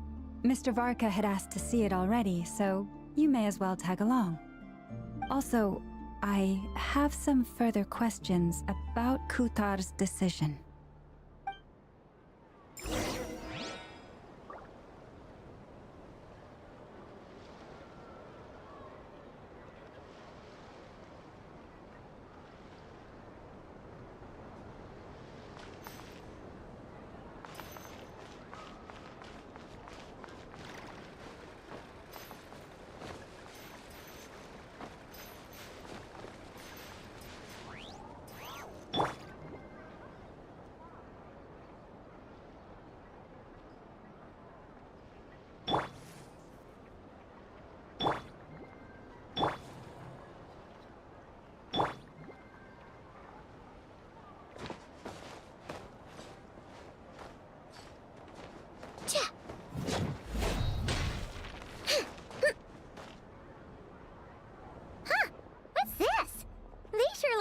having fun.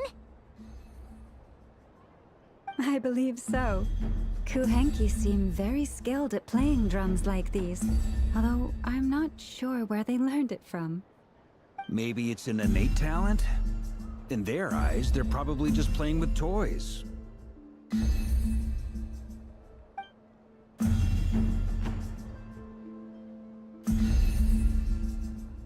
Wanatar! You wanna play too?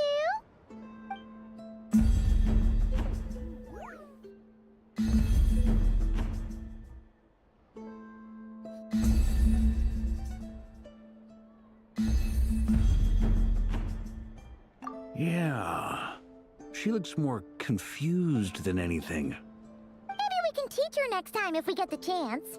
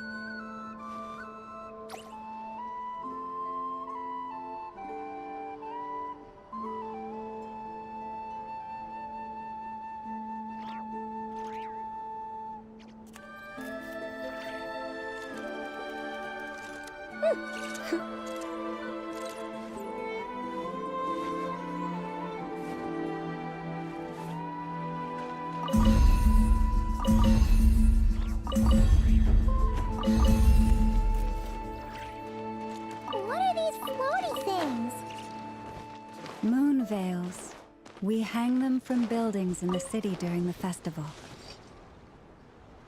Everyone seems hard at work. They're preparing items for Moon Prayer Night. For instance, the sculpture being made over here, Mr. VARKA and I were just finalizing the details of where it will be placed. Ah, there she is. I didn't know the finished article would be so large. Not to worry, though. All the necessary arrangements have been made. Just let me know once it's ready, and I'll get some people to ship it over. You have my thanks. And over here, we are preparing a very traditional confection. Oh, look at all these colors! It looks great! Can Paimon try one? Of course. I have a feeling you'll like it a lot. You bet! Sweets and treats are Paimon's favorite! If you included those in the Feast of the Moon, I bet Paimon would have joined the Frost Moon Scions by now. There will also be verdant crests like this present in Nasha Town during the festival. The timing of Moon Prayer Night is not completely set in advance. We make a rough estimate, then observe the changes in the verdant crests and moon prayer blossoms to guide us. As such, the wait itself is a fun feature of this particular festival.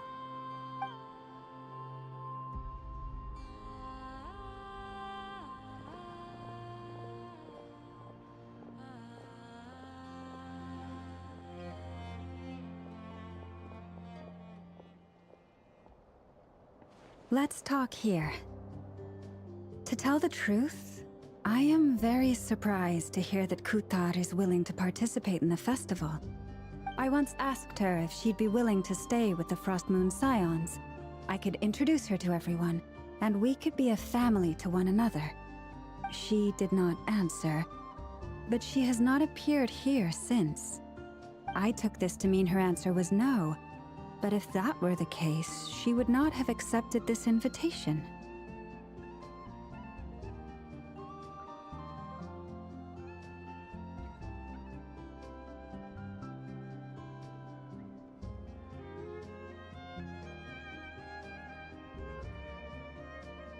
Ah. I see. Maybe she is right. Maybe the Frost Moon Scions of today no longer need a moon goddess. But my wish was not for her to come here and be worshipped as a deity. I simply wanted to offer her a place to stay. I'm sure she believes that showing herself here might invite Fatui intervention, and as such, she does not wish to cause us trouble. But what really pains me about all this is that this is her birthplace. She ought to belong here, yet no one has been able to grant her shelter. I think I'm qualified to weigh in here. When someone's about to depart on a long trip, what they need is blessings, not burdens. We should wish her the best, not make the journey harder than it already is. Anyway, she's agreed to attend, hasn't she? All we need to do is simply respect her decision. I see your point. Yes, she will soon depart after all. Our job is to leave her with some happy memories. Besides, who's to say her journey to the moon is a one-way trip? It's not like she can't come back and visit if she wants, right?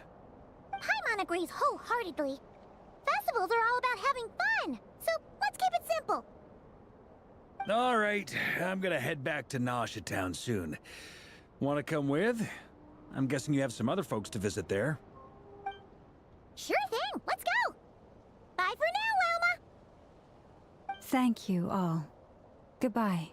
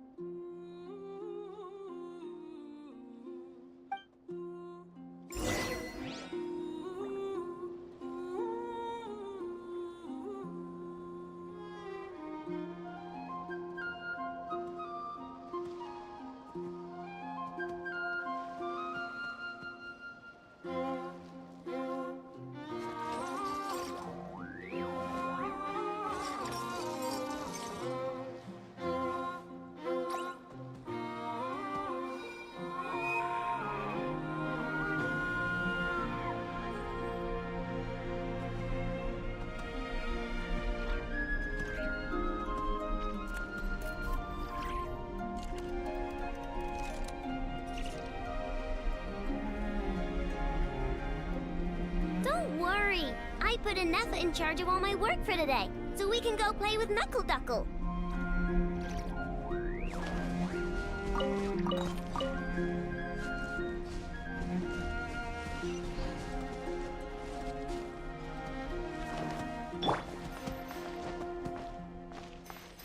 Ranchi Hassan.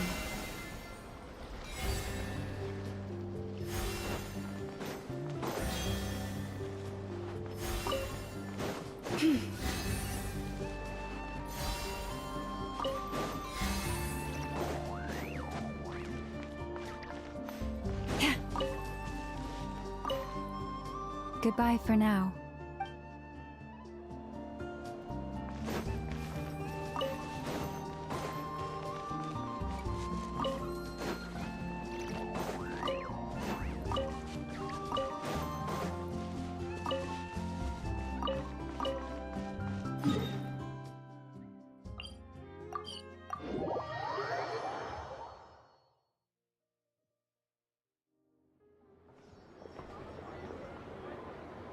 Huh?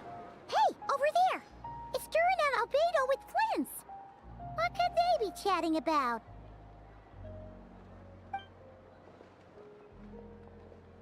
Your guess is as good as mine.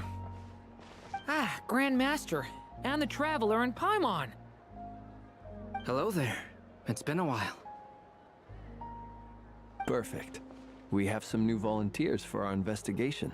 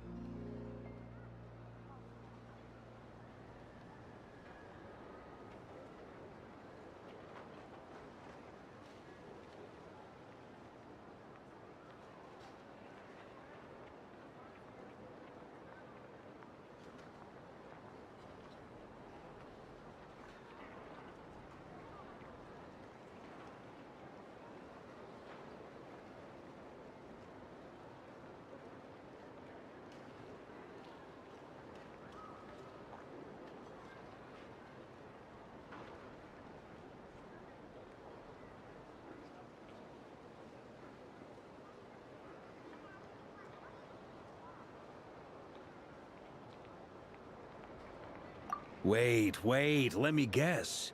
The righteous Lightkeepers are finally ready to hunt down the Abyssal Dragon? Yes, that too. Yeah, right. Oh, wait. Why does everyone keep saying that too? Well, to be precise, the facts match, but not the causality. Wait, so I guessed right? Half right. Don't act so impressed with yourself. Maybe I can explain. We ran into Mr. FLINS north of Nasha Town. At that time, we just noticed a few abyssal creatures out in the wild, but the strange thing was, I didn't detect any traces of abyssal energy on them at all. On closer inspection, we realized that they were not real monsters, but something akin to reflections in the water, or perhaps a mirage. Huh? What do you mean? Like, you could see them but not touch them? Exactly. It was very peculiar. They roared and tried to attack us, but we could not make any physical contact with them. I think I've heard of things like that happening in Notcry before, but I don't know much about it. Yes, it's a known phenomenon. Mirage-like illusions tend to appear in Notcry in the run-up to Moonprayer Night. From a distance, they appear quite real. I myself thought that Misters Durin and Albedo were locked in battle with abyssal monsters when I first arrived.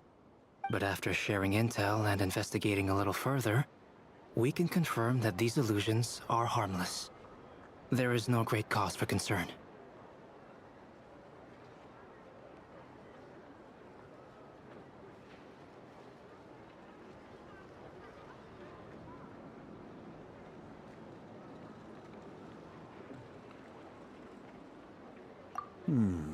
All the Mirage stories I've heard are either animals, rocks, or small houses. Abyssal monsters, though? That's a first. It's a first for me, too. So I'm planning to look into it further just to be on the safe side. I intend to inspect a few more locations. What about you two? Any plans? Alice contacted me a few days ago. She'd like me and Durin to assist her with an experiment. But we lost contact shortly after receiving the message. I'm sure that comes as no surprise to anyone familiar with her. We don't know when the wind will blow, yet when the wind blows, we will know. That, in a nutshell, describes how Alice operates. Yeah, that tracks. Okay. Well, I suggest we investigate this Mirage business in the meantime. It's piqued my curiosity, and I'm pretty sure I know someone who will already be 10 steps ahead of us. Well said. Right? Whatever's happening in Notcry, she always seems to be the first one to know. Let's go see what she knows. We can invite her and her staff to the festival while we're at it.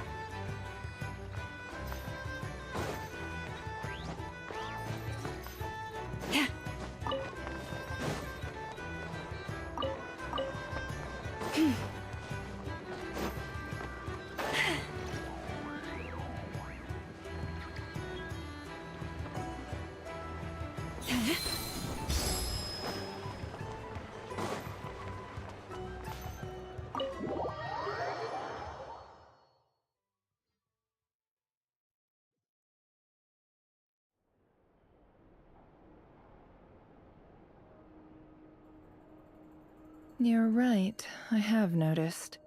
There's certainly something a little fishy about this situation. Only a little, though. Records indicate that this phenomenon can occur in the days before and following Moon Prayer Night. That said, it has always been a rare sight in the past. The odds of encountering these phantoms are similar to looking up in the night sky, happening to see a shooting star, and managing to make a wish before it disappears. But this time, either everyone's getting lucky, or they're appearing far more frequently than usual. Yehoda's out gathering intel as we speak. In the meantime, let me check off some points of interest. First, the Abyss. The ones we saw seem to be abyssal monsters. Indeed. But we have identified one location where many more of them have made an appearance. And not just monsters, but human phantoms too. Given the scale and nature of the phantoms, it's almost as if someone's last memories are coming to life. Or perhaps the memories of multiple people. Oh. So you mean the phantom monsters are hunting down the phantom humans? Exactly. The phantoms can interact with each other, but we have no means of intervening. In addition, some of the human phantoms would seem to be from the very distant past. This is clear both from the clothing they wear and the stories they tell.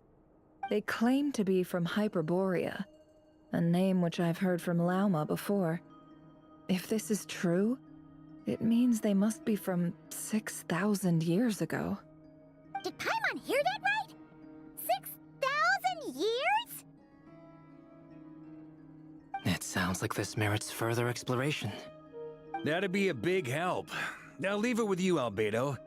My knowledge of ancient history is non-existent. I used to doze off every time the pre-Knights of Favonius era came up in class. It's quite a miracle that you were able to understand these phantoms' speech, given how long ago they lived. I suppose you're right. But I'll leave the archaeologists to ruminate over that conundrum. As an intelligence broker, my sole interest is in the value of the information I gather. Which, in this case, hopefully means earning myself some good favor with our dear Lady Moonchanter. So calculating. Whew, this intel broker logic always catches Paimon by surprise. Sounds to me like we could split the work up. I think the abyssal phenomenon is best left to Albedo, FLINS, and me. Agreed.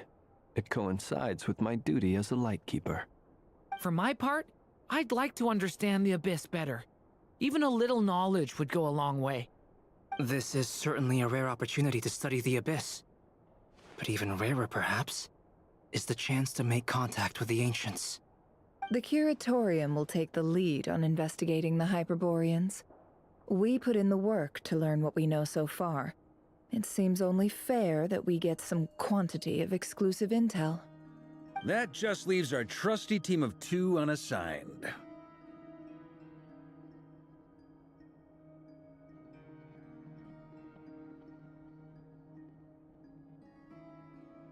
Since you became an honorary knight, of course. This was part of my grand plan all along. Oh yeah!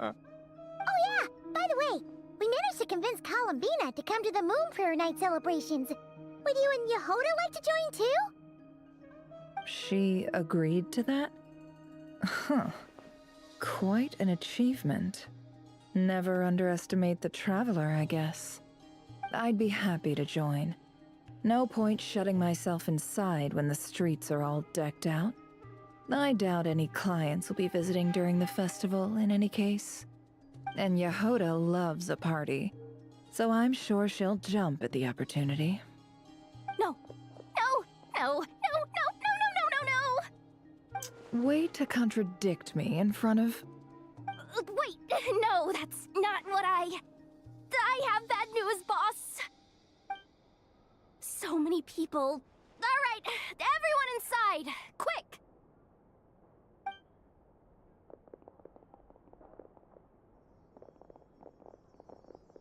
This is gonna sound crazy, but hear me out.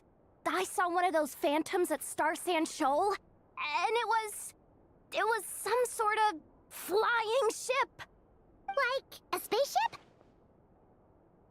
That's gotta be the one you came to Tibet in. You said you saw the same thing through the moon marrow, right?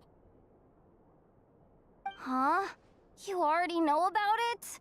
Ugh, I thought I was gonna blow people's minds.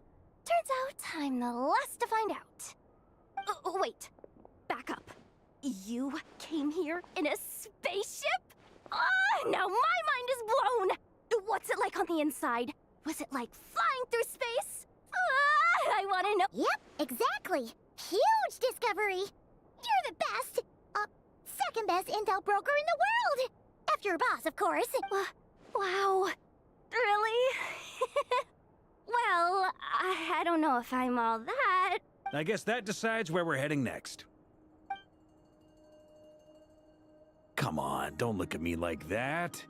I know the spaceship doesn't have anything to do with me, but you don't want to leave me as the only one twiddling my thumbs, do you? Fair enough.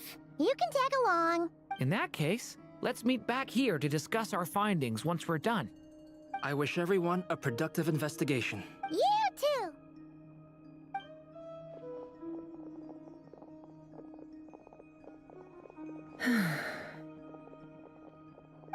What's up, boss? Aren't we gonna head out? Tell me, Yehoda, when did the Curatorium start giving out intel for free? Oh, sorry, boss.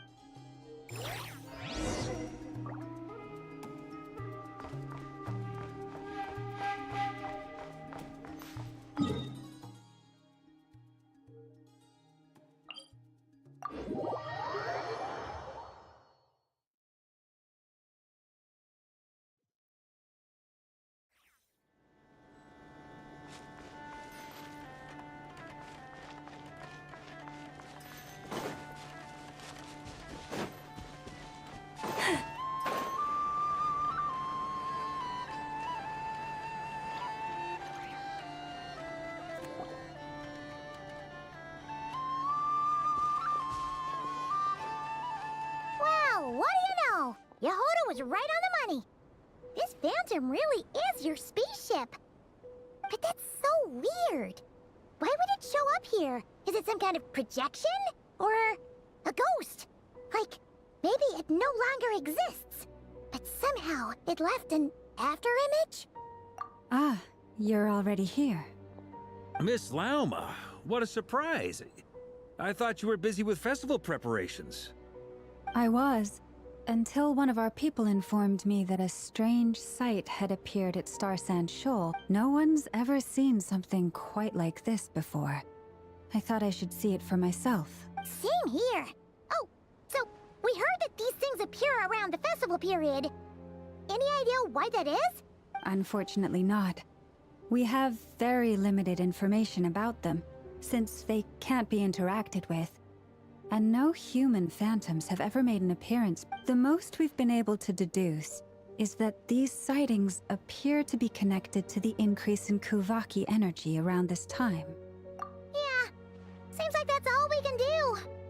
This is all so confusing. Allow me to lend you a hand.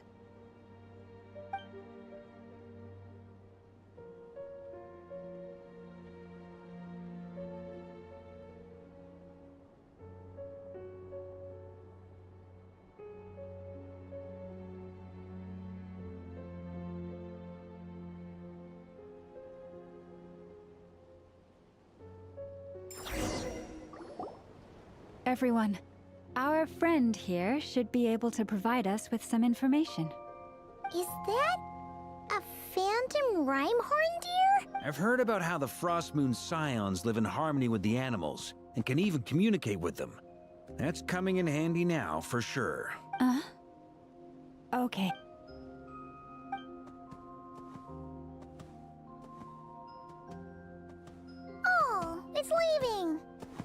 It appears to share our curiosity about this giant spaceship, so I asked it if it wouldn't mind investigating along with some friends.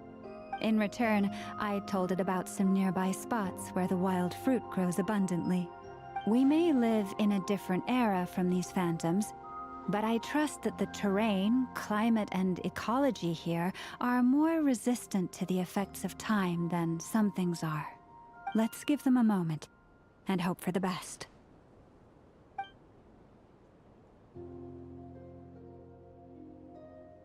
All back together? Must have been a lot of fruit. Indeed. Now let me ask them some questions.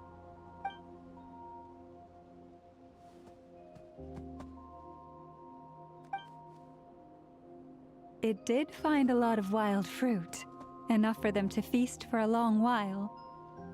This puffin circled in the air several times, but didn't spot anything out of the ordinary. Certainly nothing to do with the spaceship. Huh. Well, it definitely makes sense to get a bird's eye view. Indeed. Other than that, I was also thinking that the world these phantoms see is also different from ours.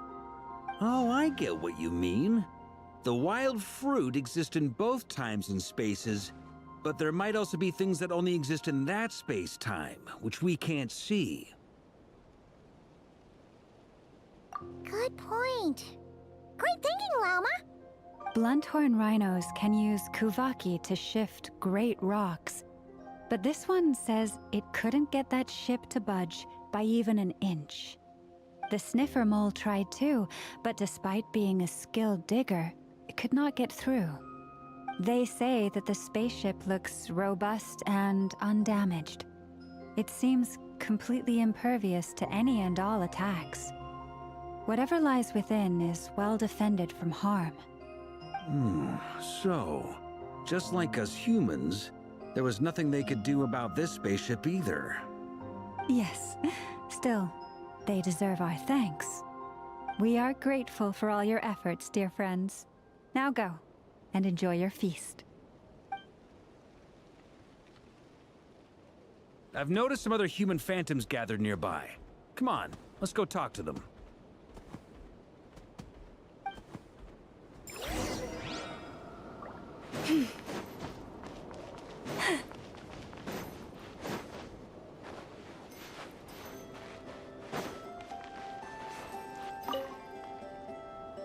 What is this thing? I've never seen it move, and there's no way to get inside. Goodness knows. My grandpa says it's been sitting here at least since his grandpa was still alive. What about his grandpa? Did he say anything to your grandpa's grandpa about it? Huh? I don't know. In all likelihood, it was here back then too.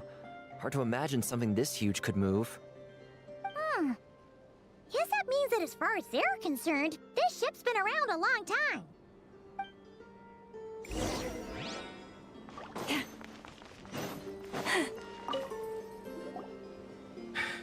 Come on, brothers. If we can get even a small chunk off of this thing, it's gotta be worth a fortune. Today is the day we strike it rich. Huh?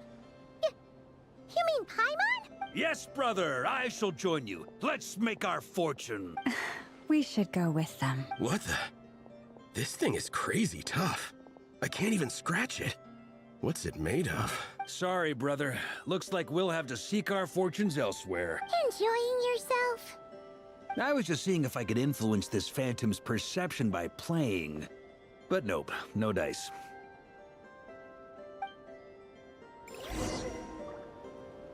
I'm sure we're all starting to build up an idea of what's going on here now that we've spoke. These phantoms are reenacting real historical events and it's almost like we're in some kind of interactive stage play. We can talk to the actors, but the plot is fixed and we can't influence it. It makes sense. History is set in stone. The objective facts of the past cannot be changed. Paimon totally thought you were just goofing around earlier. But actually, you were doing some serious investigating. Of course I was. Anyway, at this point, I think we're forced to conclude that although the Phantom spaceship is right there in front of us, we aren't going to learn much about it from these people.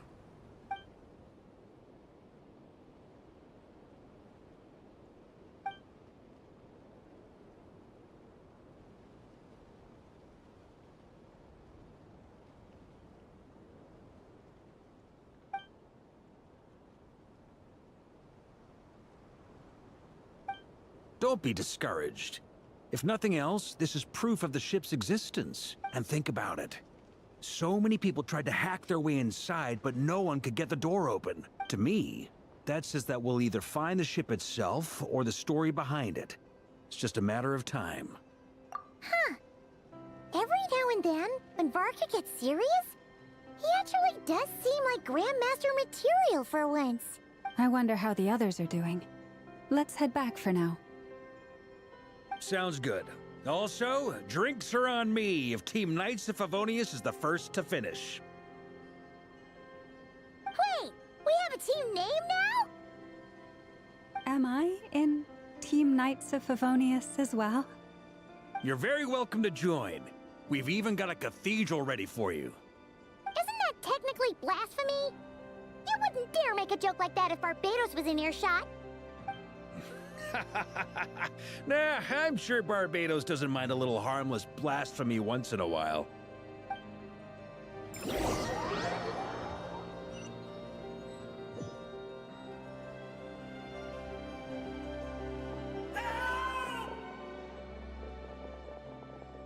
Oh, no! Get away! Oh.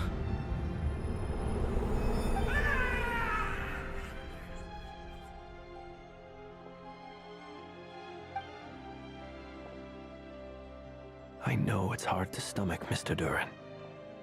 But as I'm sure you've noticed, there is nothing we can do to intervene in that which unfolds before us. But we have to at least try. And try you have. But are you aware of how many unsuccessful attempts you've made now? I'm afraid this is the 39th failure so far. Or the 5th if we're only counting this particular victim. There are no indications that these phantoms may be altered in any way. You seem to have calmed down a little. I'll make us a fire. You should rest and have some water. Feeling any better now, Mr. Duran? May I ask a few questions? Be my guest. What exactly are we witnessing here? What happened to those people? My guess would be that we are seeing Notcry during the Conrian Cataclysm. Would that be accurate? Conria. That is correct. As you know, once the Abyss senses even the tiniest crack, it floods in and spreads like wildfire. There was a time in the distant past when it permeated all of Notcry, causing immeasurable harm. The people paid a terrible price to heal this land. Then 500 years ago, the whole of Teyvat suffered an abyssal disaster. Once more, Notcry was dealt a devastating blow. I see. In the face of the abyssal onslaught, all were like grains of sand tossed around by a tidal wave. Be they human, fae, or god. The moment you witnessed is but one drop in a whole ocean of catastrophe. All right. I guess that answers my second question, too. I wanted to know why there's nothing I could do to help them, and that's because what we are seeing is history. That would be my guess as well. As I understand it, history and fate are not all that dissimilar.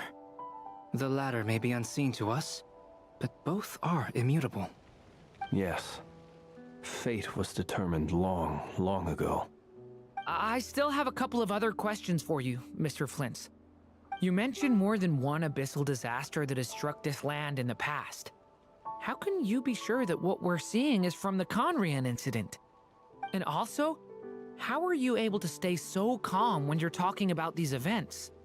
From everything I know about you, you're not cold or ruthless, and you're not indifferent to the suffering of others. Alas, I am forced to show my age. I must be 600 or 700 years old by human measure. Wait, so you...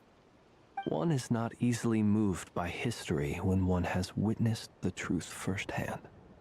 I'm sorry. You needn't apologize. Your passion is a good thing to have. Treasure it. because someday you may find it in terribly short supply. Now, at the risk of offending you, I have a question in return. Your curiosity toward the Abyss, is it born from hatred or because you sense its call? I only ask because I kept a fragment of Rerear's body in my lantern for a short time. Specifically, his heart. So I know what a burden it can be to carry the Abyss with you. And I hear its power growling from somewhere within you.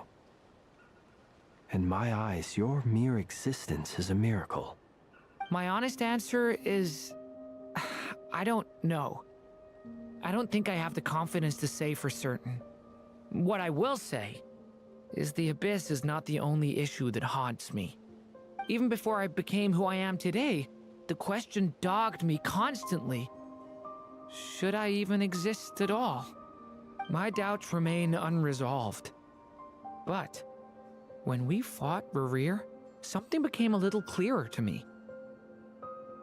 Sometimes it is the darkness within us that allows us to achieve the impossible.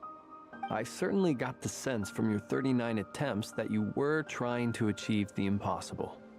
It sounds like you've resolved to see the truth for yourself. Absolutely. In that sense, he and I are quite similar. Then I wish you every success. I look forward to the day of your transcension. Well, if everyone's caught their breath, I suppose we should head back. Oh, and one last thing. I'd appreciate if you kept our discussion about history a secret.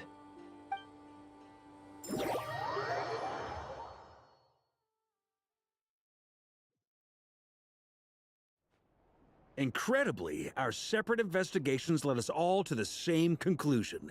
Hooray for consensus! Yeah, but we barely learned anything, though. I totally thought this would be the mother lode. Talking with the ancients? I mean, come on! But nope. All we got was useless snippets of conversation. And all this stuff about moons and hyperopia. What a load of baloney. Seems like people back then had a few screws loose. I understand your frustration. We found the same issue. Each phantom only showed a very brief moment in time. There isn't much value to be found in these miscellaneous fragments of a civilization's history, no matter how glorious it may have been. If there's a silver lining, it's that these phantoms are harmless to the present reality. They shouldn't get in the way of the festivities. Paimon agrees. And not just because it's the first thing she understood in this whole conversation. You look disappointed, Nefer. Is something the matter? What do you think? We all worked our tails off, but the only one to gain anything from it was you, Lady Moonjanter. Well, please do share the Hyperborean records with me. I will gladly inscribe them in our people's documents. Oh, duh! Yeah! That was it! Hyperborea! Hyperborea. I'm serious. Only an expert in the Frostmoon Scions and their history can turn these records into valuable research material. The alternative is to let them gather dust on the Curatorium's storage shelves until the pages turn yellow. Nefer, you're wise enough to know that cooperating and sharing the profits is the best course of action here. Well, that goes without saying. Sure, let's do that. Huh? But didn't you say we aren't supposed to give out intel for free? Sorry. Shutting up. Now is not a good time to push Nefer's buttons. Anyway, back to Moon Prayer Night. I'm thinking that we should prepare something a little special, aside from the usual decorations and so on. You mean a parting gift? Can't go wrong with food. Although, does food go bad on the moon? Perhaps a lantern would be a better choice. It might be dark up there. It could prove difficult to light a lantern on the moon. Magical stones might serve that purpose better. What about a clockwork mecha model from Fontaine? I've got a whole bunch at home. I use them for fighting practice in my free time. None of these sound like things she would be even remotely interested in. But we don't interact with her enough to know what she likes. Yeah. It would really save us the guesswork if someone could find out what she's into. Wait, what the? Traveler? They're all looking at you. Great! Haha, problem solved. Now, I need to stop by Dory's. Gonna need her help sourcing a bunch of stuff for the festival. Then let's leave it there for now. We all have our own business to attend to. Traveler, if you find out what Kutar likes, let us know right away.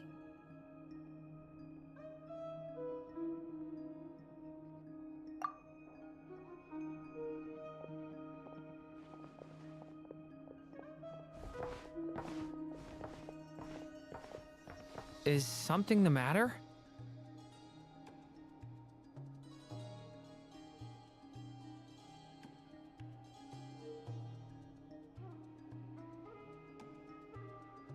I'm fine. It's just... I'm still feeling a little rattled after witnessing the horrors of the Abyss. But it's okay. This is something I have to work through.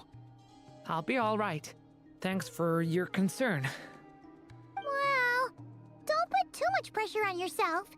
If you ever feel like something's wrong, physically or mentally, we're here to talk.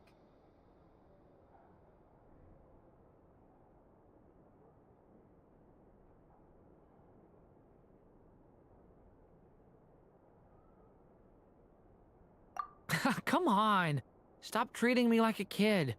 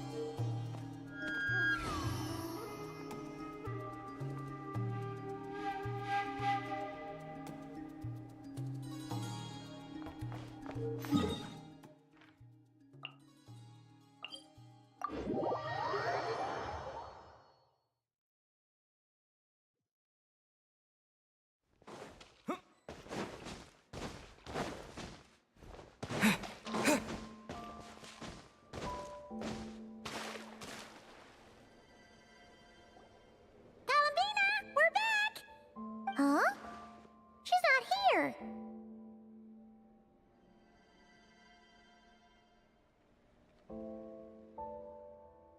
Weren't there a few Kuhenki here last time too?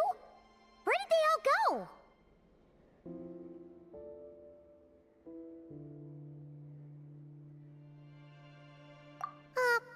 Walkies? For Kuhenki? You're not pets, you know. Oh, well. Looks like we just came at a bad time. Let's try again tomorrow. There's still a few days until Moon Prayer Night, so we're in no rush. Besides, she needs time to rest anyway.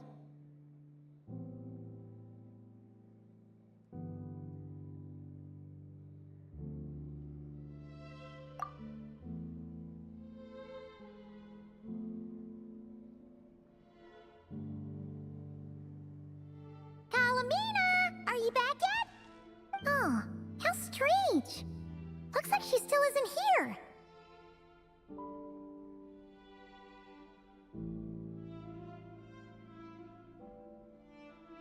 Right?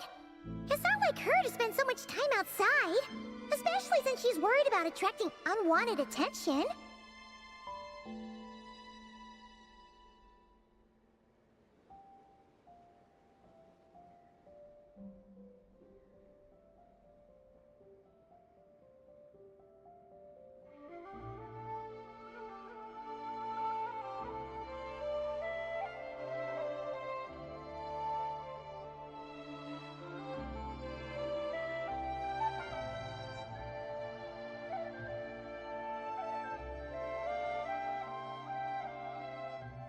What about Luonatar? Luonatar, you there? Hey! Do you know where Columbina went? Sorry, didn't understand. But if you know where she is, could you take us to her?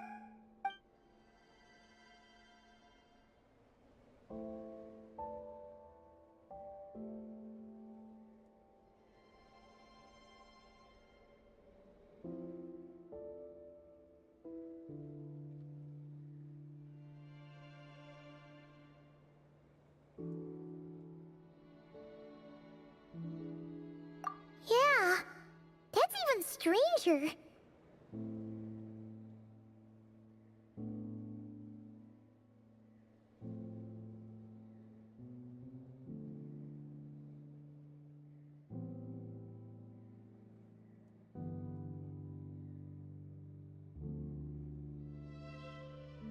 What about him? Oh, that's not good news. They change color when Columbina gets weaker, right? And they look super pale right now. Good idea. She might know what's happening.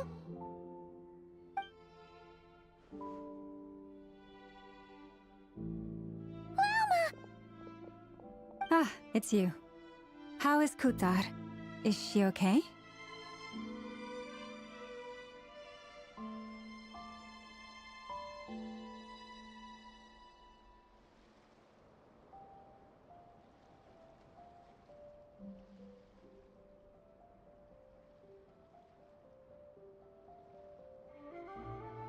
No, she hasn't.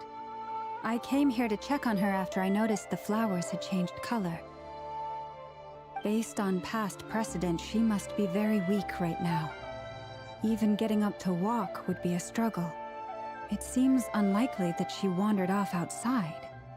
Not to mention that she doesn't do that at the best of times either. So yeah, this is super weird.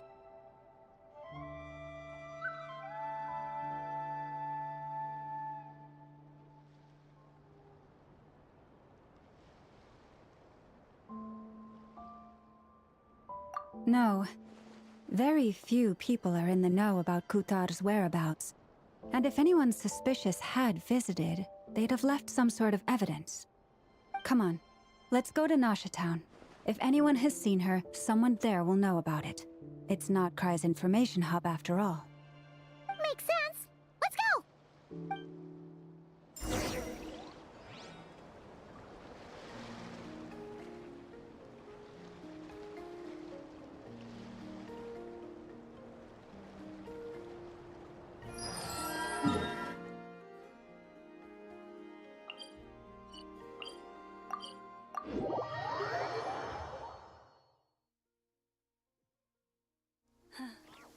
The season of verdure draws near once again.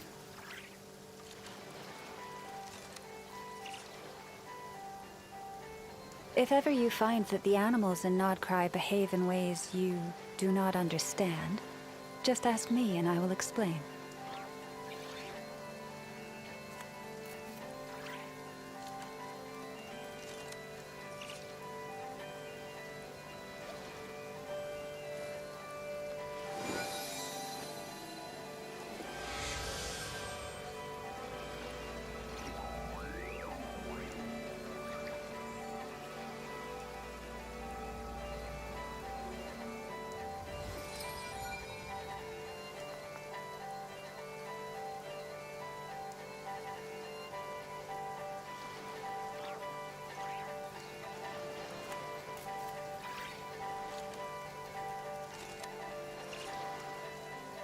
Even when the night is gone, And even when the sky is hidden from view, still the moon shines its light upon you.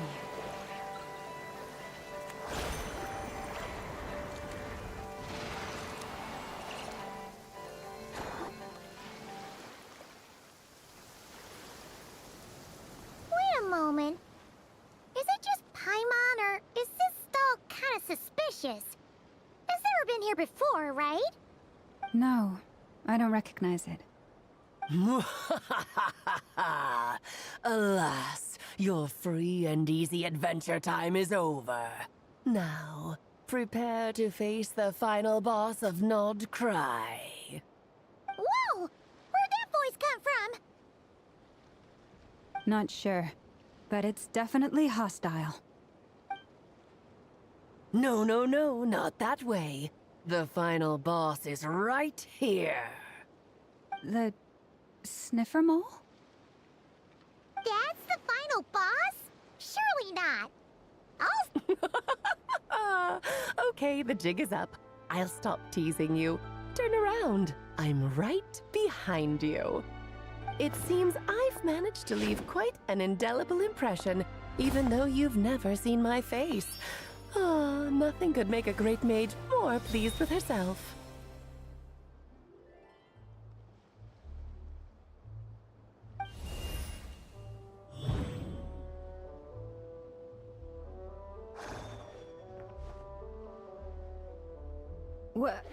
What is going on? I've heard that all the big shots in Teyvat have long, wordy titles that stun people speechless when they make their entrance. Unfortunately, none of them are affiliated with the Hexen Circle, and we ourselves keep a very low profile. The notorious name-dropping doesn't quite work for us. Still, I, for one, think I'm really quite amazing. So that didn't stop me from coming up with a title anyway. Alice! It's really you this time? Not a lantern or a Dodoko, but Alice in the flesh? Oh, that's right. So, what do you think? How does it feel to finally meet me? You look like... Oh, that's the first thing you thought. A little surprising, but that actually makes me very happy. Because that means that when Klee grows up, she'll be just as stunningly beautiful as her mother. So she's a friend of yours? Kind of. This is actually the first time we've seen her in person. I see. Madam Mage, that was, quite a powerful entrance. I certainly won't be forgetting it anytime soon. It's okay, Lauma, don't force it. Paimon will do the honors. This is Alice from the Hexen Circle. She's a friend of ours. And of Varka's, too. That's right. She's a good person, just kinda... unpredictable. Well, what is the human heart if not unpredictable? Hmm? If we could not do as we please, how would we differ from machines? I am Lauma, Moon Chanter of the Frost Moon Scions. It is a pleasure to meet you. Oh, I know. Before you got here, I spent a good, 15 minutes getting up to speed on Nodcry's present situation. In other words, I've read the whole in the last episode part, so we can skip the pleasantries. Fair enough. Well, Miss Alice, I can already tell that you have quite a unique personality. He'll get used to it. Paimon sure is. So anyway, what are you doing in Nodcry, Alice? Oh, I thought I told you already. This time, I'm the final boss. And what a formidable foe I shall be. Powerful, confident, decisive, and good luck finding my weak spot. You will never succeed.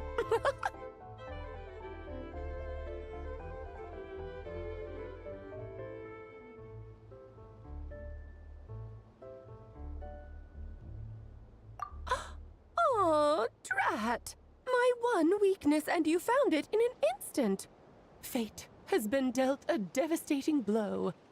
Thus falls the great Dodo King. Why are you playing along with this nonsense? For funsies, of course. What's wrong, Paimon? Are you disappointed in me? Am I a gigantic letdown? No, it's just... you seem like a busy lady. And this is the one time you've shown up in person. Paimon figured it would be for something more high stakes than just goofing around. You're quite right. I'm here in Not Cry because something big happened. Something big enough it caught the attention of the Hexen Circle. It concerns the 3 moons, Tevat's borders, and of course, the moon goddess you are currently searching for. Kind of. Why don't we discuss this over a pot of tea? My main reason for coming on this trip to Tevat was, of course, to have some fun. But I do technically have a job to do as well, namely, maintaining the stability of Tevat's borders. I'll skip over the complicated parts, but to sum it up, abyssal energies are all that lie beyond Tevat's border. We'd find ourselves in a real pickle if they ever made it through. And the phantoms you've been seeing are a sign that the border has been disturbed. Ah, no wonder they tend to show up around Moon Prayer Night. Is it because the real moon is now so close to us that its power can cross the border? In part, but only a negligible amount passes through. Just enough to influence the verdant crests and so on. And as you've noticed, there has been an unprecedented number of phantoms appearing this year. The influence of the moon beyond the border cannot explain this. No, there is another far greater factor at play. The trilunar syzygy. A trilunar syzygy? Eons ago, before the heavenly principles came to Tevat, it was the then 3 moon goddesses who controlled the laws of this world.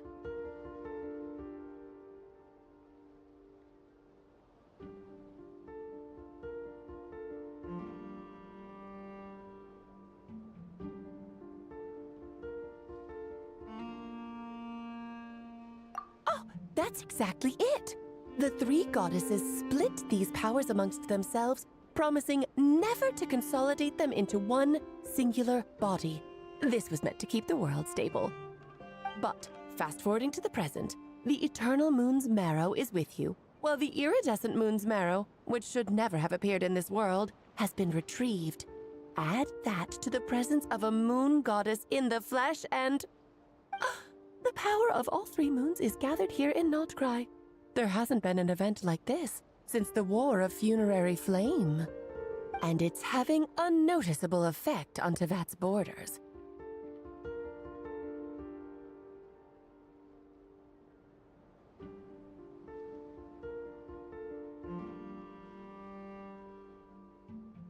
Because I wish to give my darling daughter a peaceful, sunny environment to grow up in. Is that a good enough reason?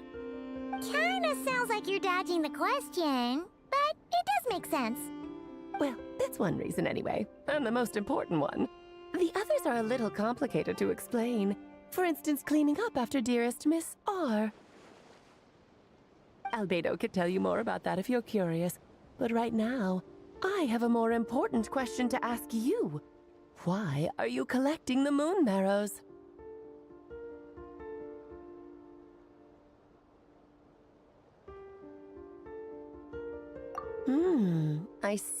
I see.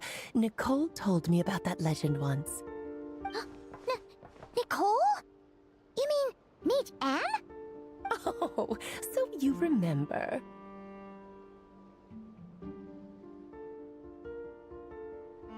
Ah, yes, of course. That was a story about fate, her area of expertise. But back to the story of our dear moon goddess. I'm afraid her intended method of returning to the moon is unlikely to work anymore. What does that mean?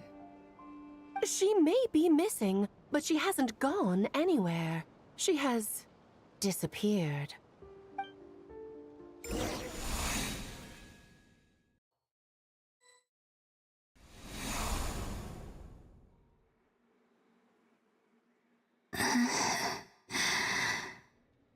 My body is so heavy. Wait, no. It's my mind that's heavy. arms and legs are as light as a feather. What's happening to me? I feel drowsy, like I've been asleep for too long. Is it daytime or nighttime? Is the moon out? I think I'll go for a walk.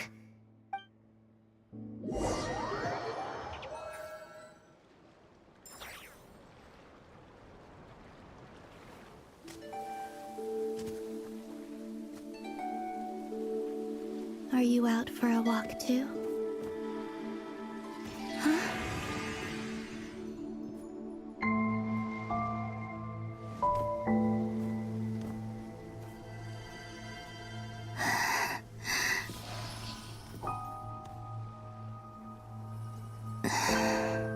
The day has come at last.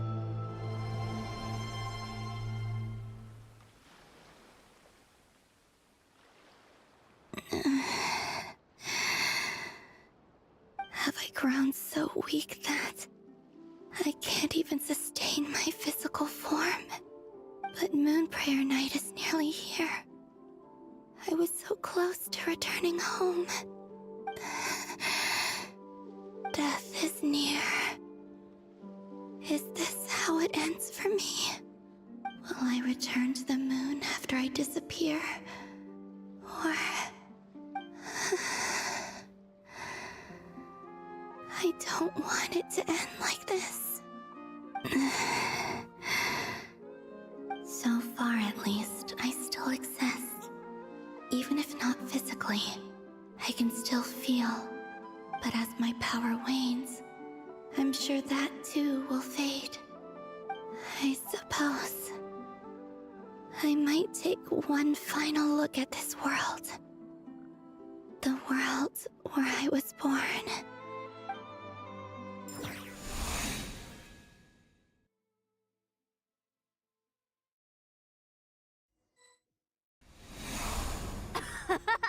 Come on! Come on!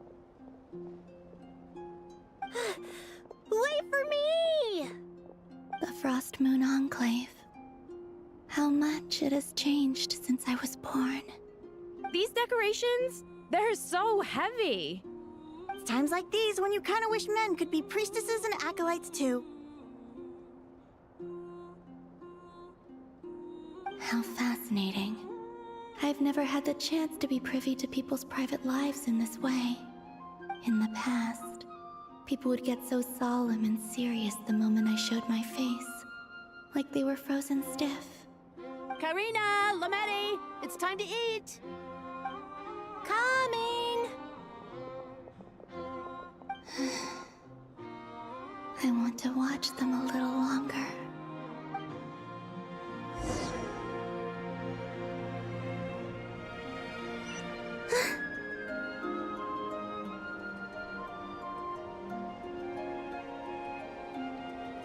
So just fill these balloons with air, right? Yep. Try a couple now to test things out. The rest can wait till Moon Prayer Night.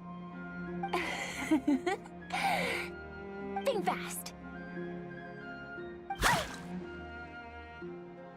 Breda! Teasing an acolyte of the Frost Moon Scions?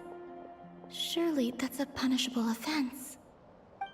Take this!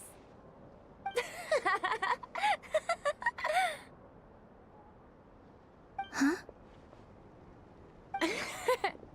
All right, enough horsing around. Lady Lauma gave us a task. We should get back to it. The task is just to check that the balloons don't leak, right? Doesn't matter if we fill them with air or water. Okay, you got me there. And you got me there. But still, we can't use all the balloons before the festival even starts. We won't use all of them. And as long as Lady Lauma's trusted acolyte doesn't snitch, this can stay as a little secret between friends. A couple more can't do any harm, right? Oh, you menace. Then, think fast! Is pumping a balloon full of water really so much fun?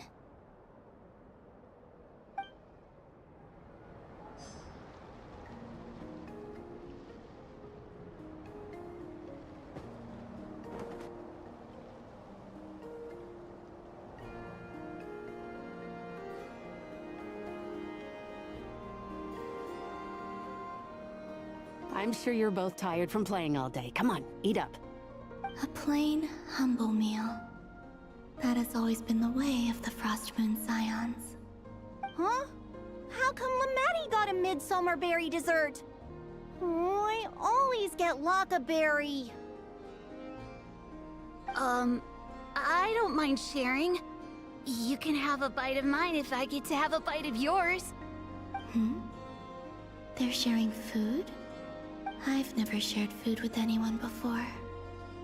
Even at the Harbinger tea parties, everyone just ate off their own plate. And when I couldn't finish my food offerings from the Frost Moon Scions, they'd leave the leftovers out under the moonlight for the animals to claim. Hey! That was 2 bites! Oh, then you can have another bite of mine. Oh, you too. Oh, don't fret now. Here, have some of Granny's too. So this is what it means to be family.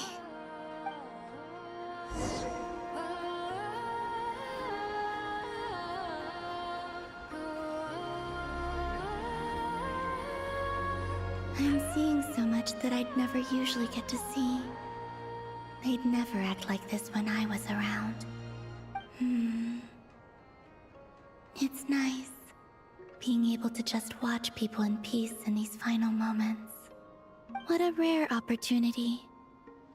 I think I'll go take a look around Nasha Town, too. Maybe the Traveler will be there.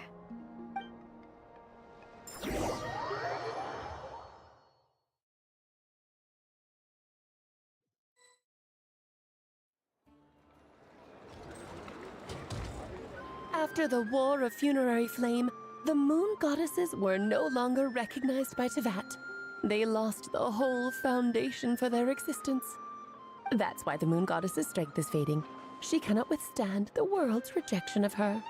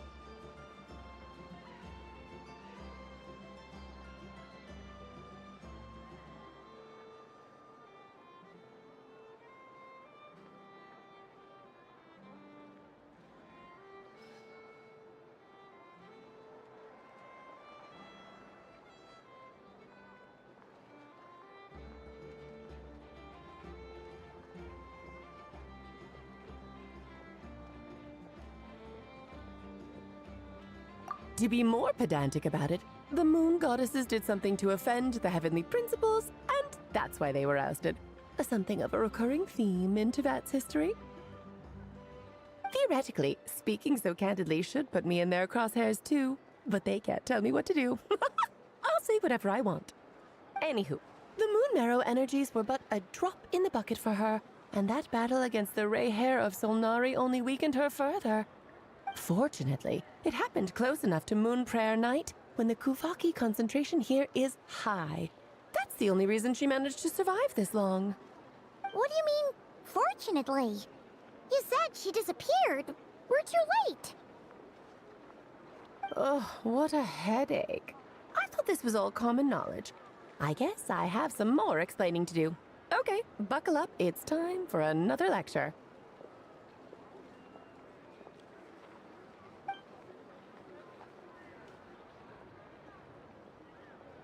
Now, I said earlier that the moon goddesses lost the foundation for their existence. The reason for that has to do with the natural order. Basically, the rationale for their existence in Teyvat was lost. The same logic applies to the present moon goddess too. Consider her existence so far. Her comrades in the Fatui called her Damselette. And she was worshipped as Kutar by the Frost Moon Scions. But these connections have now been severed, whether by her hand or yours. So, the rationale that once sustained her existence is now gone. Wait, we did that to her? Oh, well, strictly speaking, yes. But let's not start pointing fingers, shall we? I'll only end up as the big bad villain, and that's not the kind of final boss I want to be.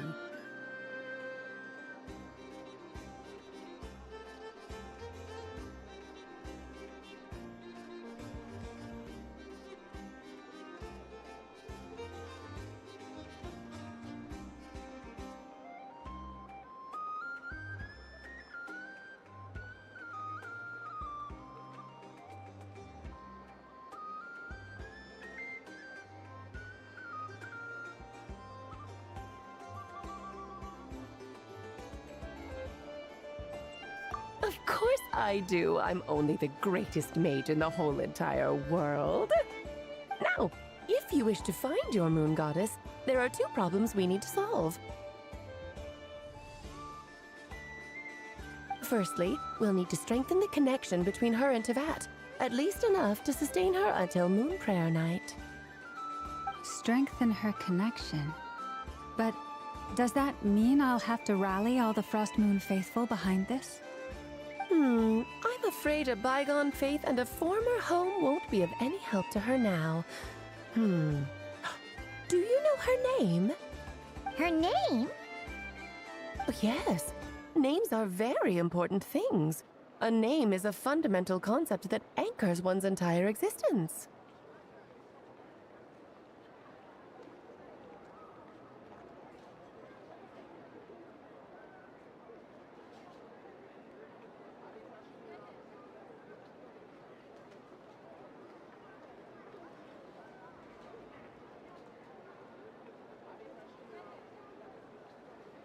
Then your first job is to find it. As a moon goddess, I'm sure she must have a name she identifies with. Neither Columbina nor Kutar is her true name, and she's never really accepted either of them. So, finding out her real name is enough to sustain her existence? Yes, I know it sounds like a small step, but every journey begins that way. So for now, that's all we need to focus on. The second problem is with her plan to use the moon marrows to return to the moon. Unfortunately, piercing through the false sky will take an enormous amount of power. Given her current condition, she won't be able to provide anywhere near enough power, even if she recovers her physical form. But no need to fret. Nicole's the expert in this field, and I'm sure she'll figure something out. Wait, Mage N is going to help us out too? That means we've got 2 Hexacircle mages on the case. This is turning into a pretty big deal. Actually, this is more of a side quest for me. Like you said, I'm a busy lady, so I can't stay for too long. I'll have to return to Teyvat's border soon. That's the upside you get for looking out for my little Klee. Hopefully that will incentivize you to carry on keeping her company in the future.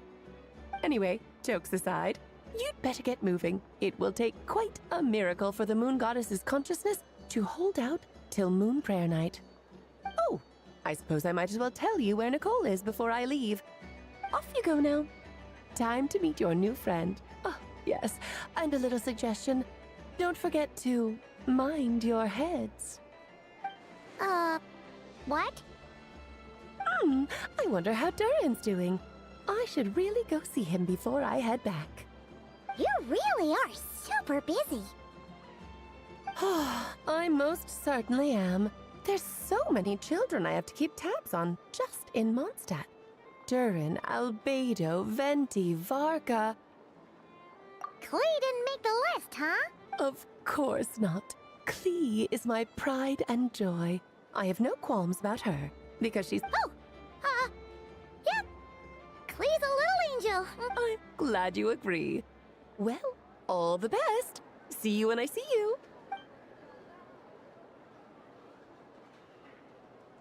She left in a hurry. Yeah, she didn't pack up her stall. Should we handle it for her? I must say, I'm now very curious about her daughter. Klee, wasn't it? What's she like?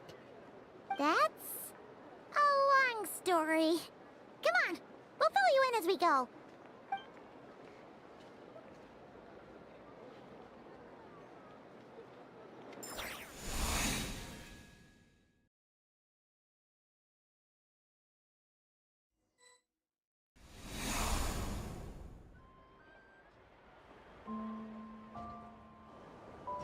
What a lively place.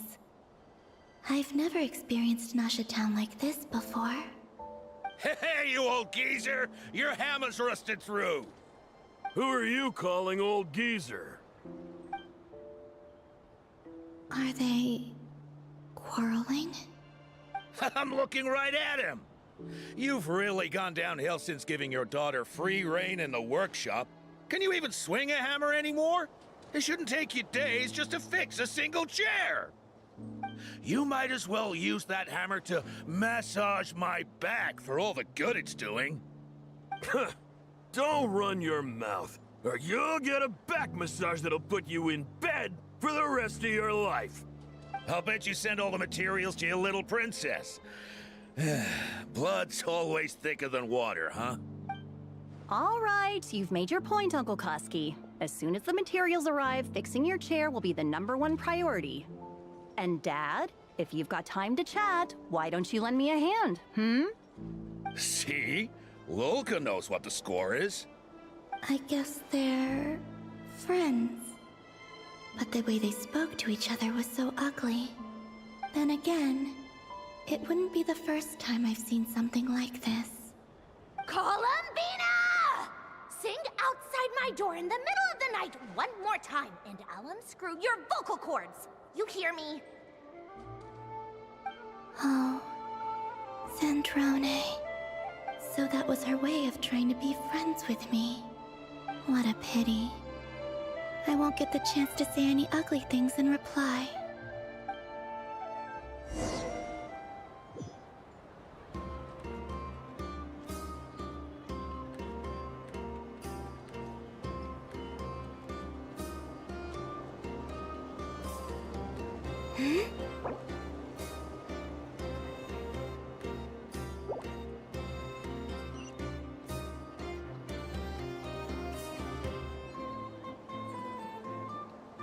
Hey, have you decided what to give her for Moon Prayer Night?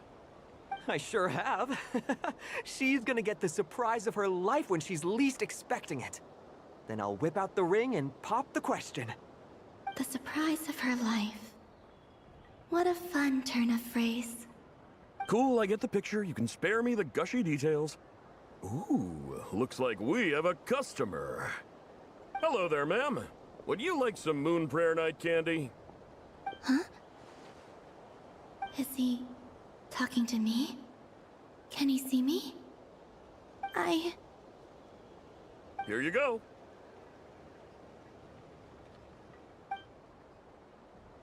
Oh,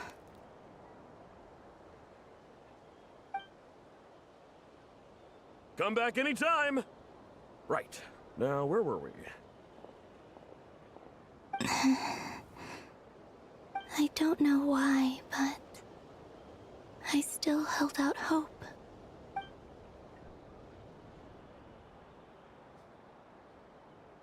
The most important thing right now is to find that mage. This name thing seems super important too, but where do we even start looking? I'd better go pay the Fatui a visit.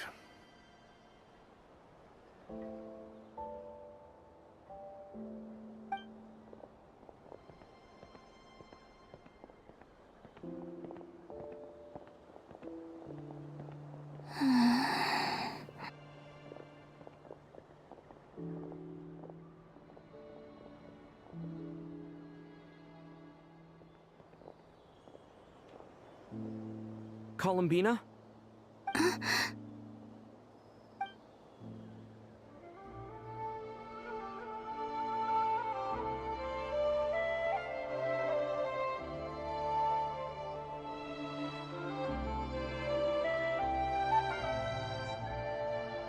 Traveler? Let's go! This is no time to be spacing out!